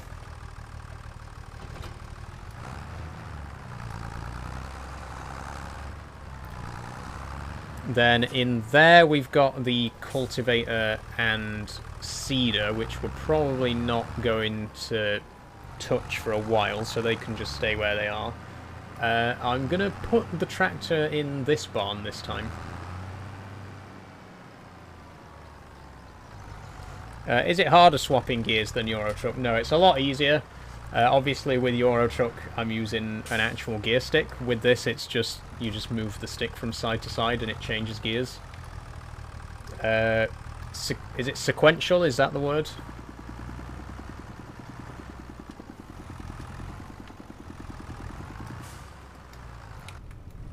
There we go. Okay, engine off. I'm going to take over from you again.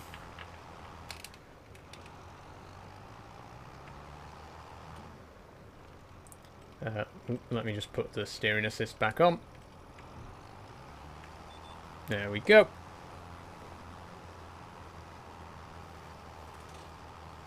And can I get this done in 10 minutes? I don't know. I think this looks like a more than a 10-minute job, but we'll see.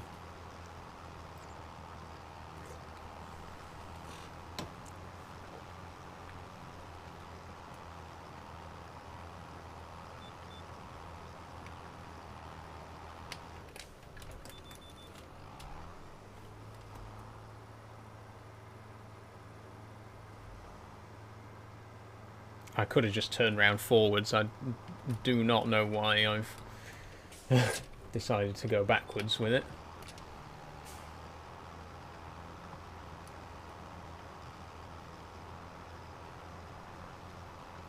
Everywhere, says Ob. What's everywhere? I think I missed a comment there. Look at all that he's missed. I'll have to sort that out after.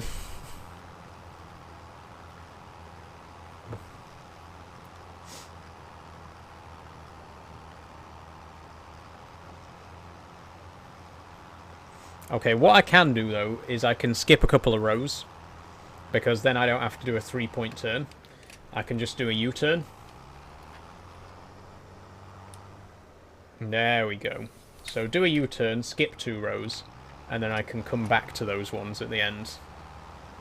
And that's the sort of thing that you can do with lane assist.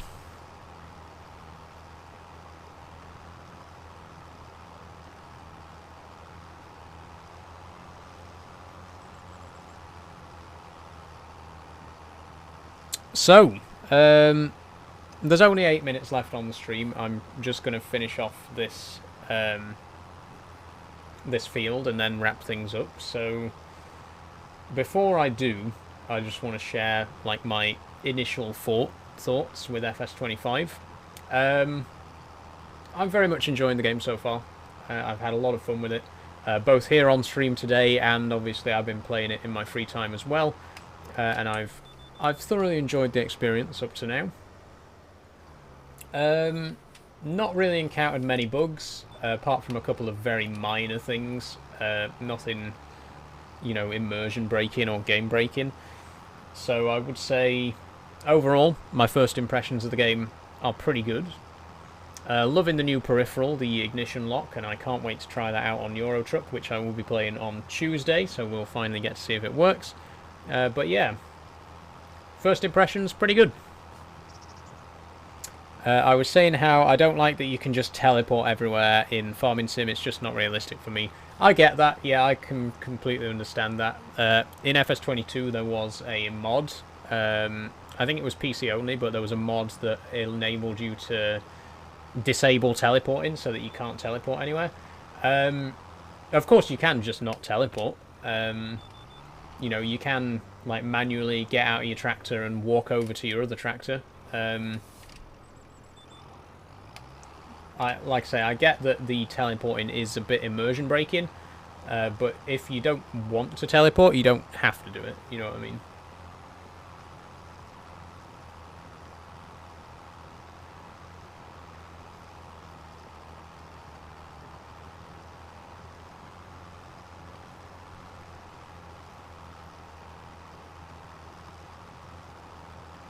Okay, it's 3 o'clock in-game. It's going to start getting dark in a minute because we are in November.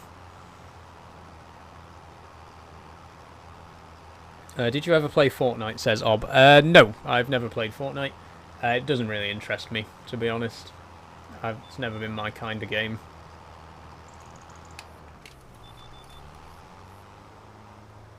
I mean, I've said before, I don't really like multiplayer games in general, to be honest. When I do play multiplayer games, I prefer to play with my friends, like a small local multiplayer. I don't really like doing online multiplayer with strangers.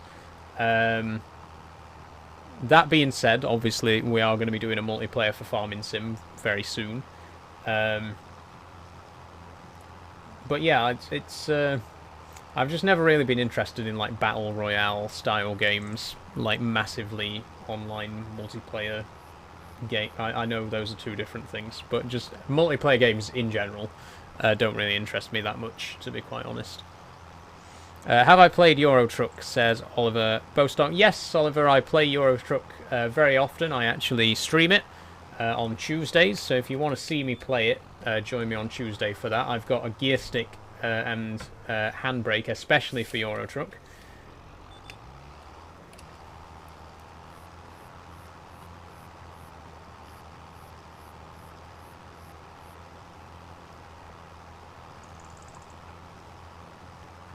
Okay, so when I get to the end of this row, I'm going to go back and do it all in the opposite direction. Again, this is the magic of steering assist. What game do you prefer to play more, ETS or Farming Sim? It really depends on my mood, to be honest. I feel like ETS is a lot more relaxed. Like, you take a job, you pick up the stuff and you take it to where it needs to go, and that's it. It's a very simple, like, gameplay loop. Farming Sim's a bit more involved. You have to plan, what am I going to plant here? When am I going to cultivate this? When am I going to, I need to feed my animals and do this and do that, and what production chains am I going to set up and stuff. I think there's a lot more thinking involved. There's a lot more planning involved. So if I just want to hop on casually and drive around for a bit and not really think about it, then I prefer Euro Truck. But when I've got the time and energy to invest a bit more thought into it and to put more effort into the planning side of things, then I'd prefer to sit down and do Farming Sim.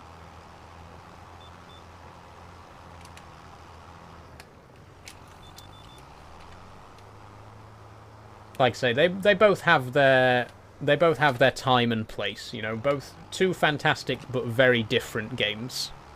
The only similarity is that you drive in them both, right? So it's apples and oranges, really. It depends what I fancy on a particular day.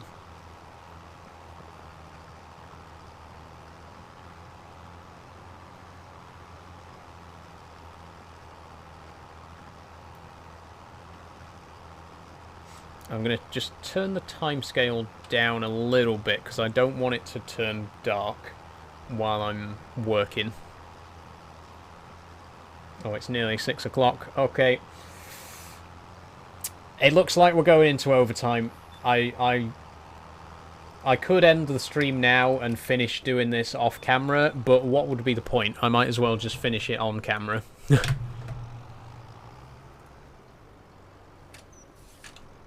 So I'll keep going. It's probably going to take another 5 minutes, maybe 10, including the time to get the tractor back to the farm, which is just over there. I'll keep going. I'll keep going till this field's done. It doesn't feel right to end it when I'm halfway through a field, It wouldn't be right.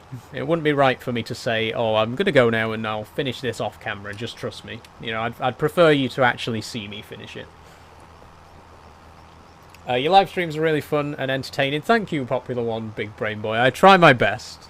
I know, as many people have pointed out in some quite choice words, I know that Farming Sim is not necessarily the most exciting game in the world to watch, but it is very fun to play. And the thing is, as well, like, I'm not just streaming the game so that you can just watch me play. Like, that is obviously a big part of streaming, but I'm here to talk to you as well. So I feel like it's not really fair to say, oh well, this game's boring to watch, like, because it's not just about the watching. You know what I mean? When you're watching a live stream, you're not just watching, you're also interacting, and that's what I'm here for. I'm not just here to play the game so that you can watch. I'm here to talk to you as well. At the end of the day, a stream is only as boring or exciting as the person doing it, right? If it's a boring person, then it's going to be a boring stream. If it's an exciting person, then it'll be an exciting stream. And I like to try to be the exciting person. You can debate how successfully I do that, but I try to make sure that it's not boring.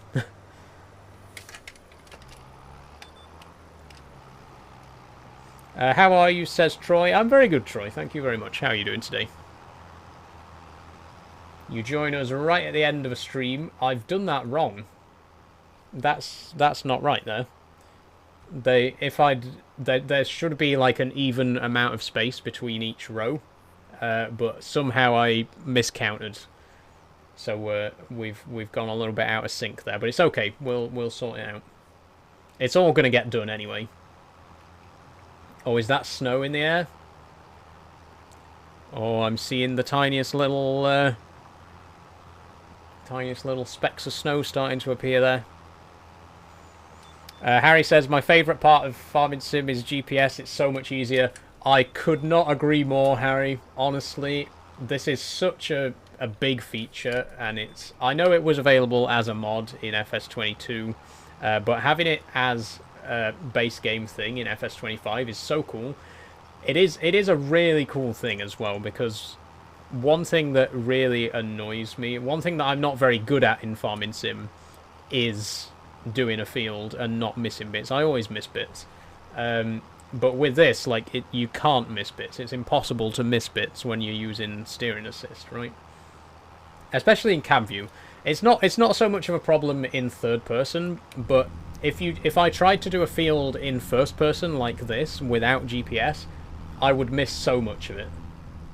But with GPS, you know, even in the first person view, I can make sure that I'm guaranteed not to miss any, which is good.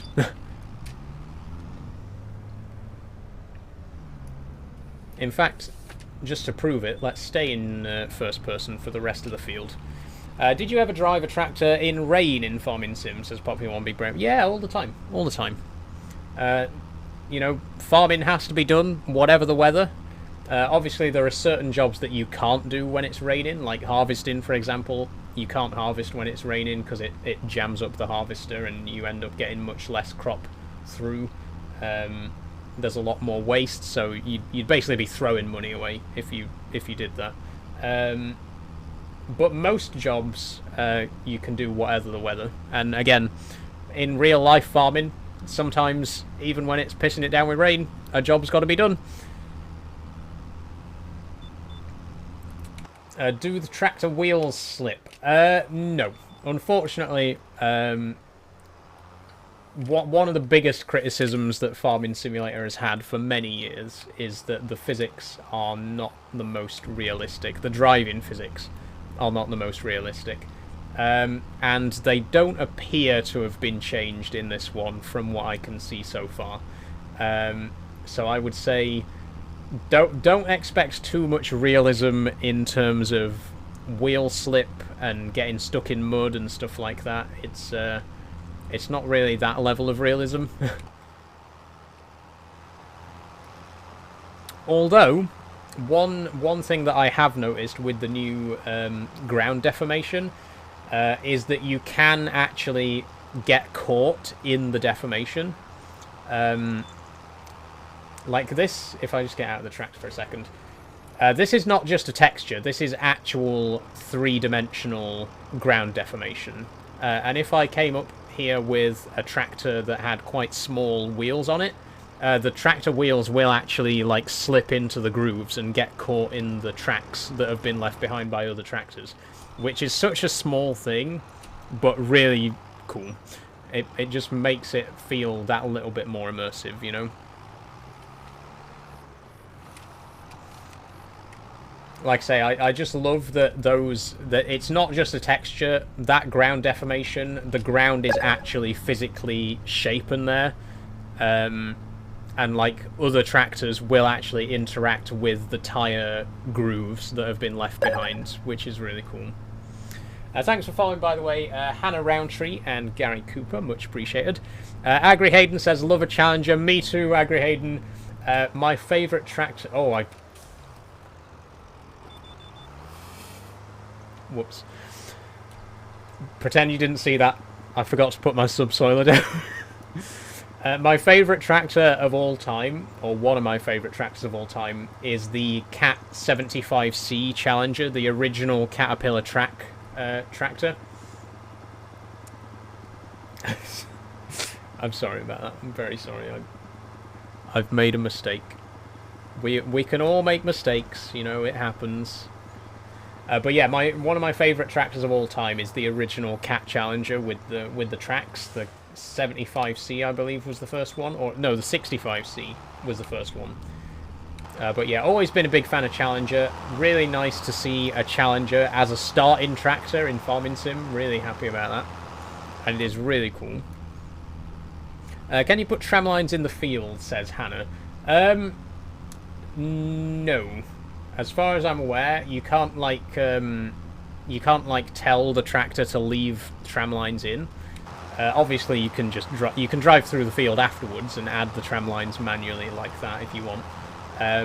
But there's no way to like make the GPS steering like add in tram lines every 4th row or whatever, which is a shame because again that's another feature that would add a little bit more realism to it.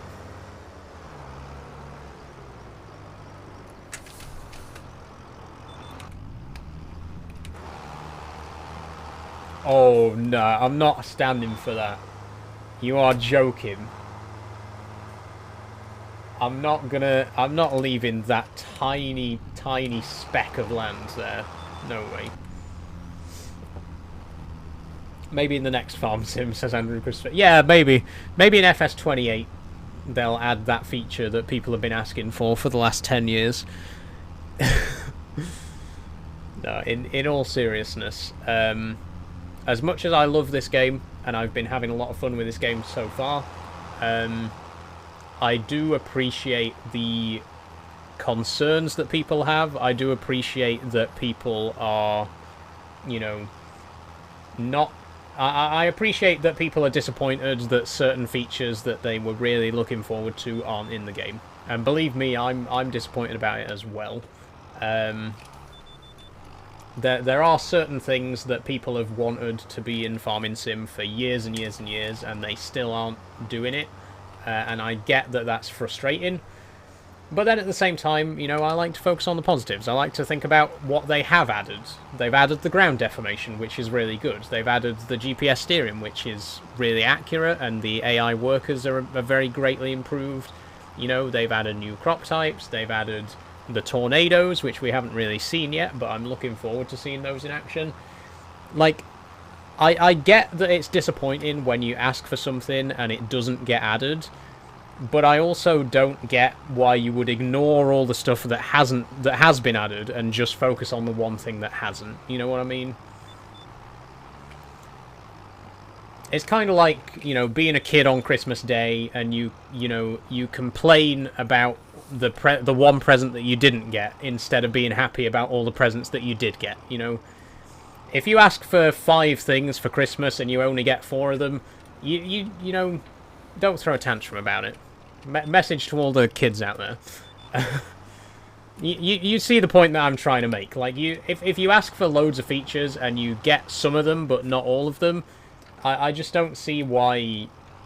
I don't see why it's worth complaining about the things that haven't been added when you could be happy about the things that have been added, because a lot of good stuff has been added. That's my thoughts on the situation. Why is it not every year but every 3, says Ob? It's because they, well, in theory, it's because they put a bit more. They want more time to put more time and effort into the game. So originally there was a farming sim every 2 years. So the you know, back when, like, they first started that, I think, with FS11. Then there was FS13, then 15, 17, and 19. And then for 22 and 25, they switched to doing it every 3 years instead. Like I say, the idea is that having 3 years instead of 1 means that they can put more time and effort into it. Again, you can argue about whether that time and effort is used wisely. I'm not going to comment on that. But that's the reason that they don't make a game every year. Because if they made a game every year, they wouldn't be able to put as much effort into it as they do making one every 3 years. And having said that, to be fair, they do make mobile versions as well in between. So in between FS22 and FS25, they did a mobile version. And they do that for every mainline farming simulator game. So, like, in the next year or two, you can probably expect to see FS26 or maybe FS27 for mobile. It'll be a very condensed version, a lot smaller than the main game. But it is, you know, it's that's how they do it. So, like, they'll make a big game and then they'll make a mobile version of that game, and then they'll repeat that cycle.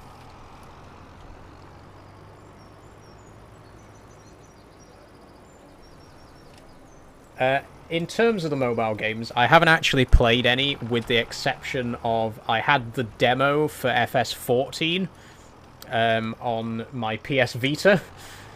Yeah, I still got my PS Vita, by the way. I played the demo for Farming Simulator 14 on that, which again, Farming Simulator 14 was the mobile version of Farming Simulator 13.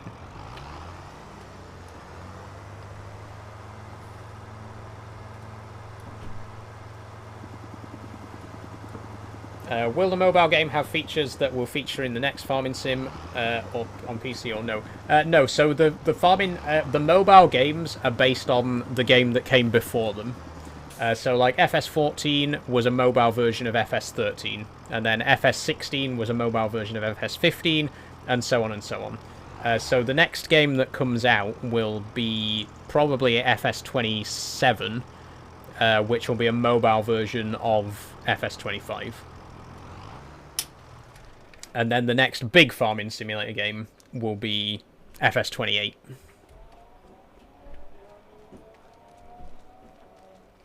FS26, says Andrew. Possibly, yeah. But did they actually do a 23? Because I think with FS22 they went straight to 24, right? So I don't know if they're going to do the same thing again for 25. I don't know if there will be a mobile game next year or if it will be the year after. But they will make a mobile version of this, because that's what they've done with all the previous farming sims. Anyway, we are going to... Oh, FS23 is the Switch version. Thank you very much, Andrew. Okay, so what they'll probably do then is there'll be a Switch version... Like, they'll make a mobile version next year, and then a Switch version the year after, or something like that. Either way... We're finished for today. We've overrun by quite a bit. I've been streaming for nearly 4 hours today. I'm not complaining, because I've really enjoyed getting into the game, and it's been the first episode of a new series, so I've had a lot of fun with it. But as I say, we have been streaming nearly 3 hours. I'm going to have to end it here. Thank you very much for joining. Hopefully you've enjoyed the first episode of Farming Simulator 25. I've had a very good time with it. I'm really loving the game so far. Genuinely, I've had so much fun with it so far, both on screen and off stream. But I am going to leave it there for today. The next time I'm going to play Farming Sim on stream, remember, is going to be in 2 weeks' time, because I'm only playing each series every other week. So there'll be no Farm Sim Friday next week, but there will be a Farm Sim Friday the week after. Okay? That's the new schedule that we're working with now. So yeah, no Farm Sim next week, but there will be some the week after. In terms of the multiplayer server, I can't say for 100% definite when the multiplayer server is coming, but there will be a multiplayer server 100%. If you want to play Farming Sim with me on Hutan Pantai, the East Asian map, it will be happening as soon as I get it set up, which could be a couple of weeks, it could be a month, I don't know, but I'm working on it. Do you make your gaming streams into YouTube videos, says Cal? Not at the minute, Cal. I have been thinking, actually, I just want to quickly mention, I have been thinking recently about the potential to multi-stream, because a lot of people ask me if I'm ever going to do Twitch, or if I'm ever going to stream on YouTube and stuff like that. It's a little bit tricky to do, because obviously on TikTok I'm streaming portrait, whereas on YouTube and Twitch you stream landscape usually. So there'd be a few technical difficulties to sort of work through, but I would like to look into it. You know, I would like to maybe think about streaming to Twitch and YouTube at the same time. Like if I could live stream to YouTube, TikTok, and Twitch all at the same time, which is possible, but it's a little bit tricky to set up. But if I can do that, then I might do that. And then I could, then YouTube could automatically save the streams as videos as well.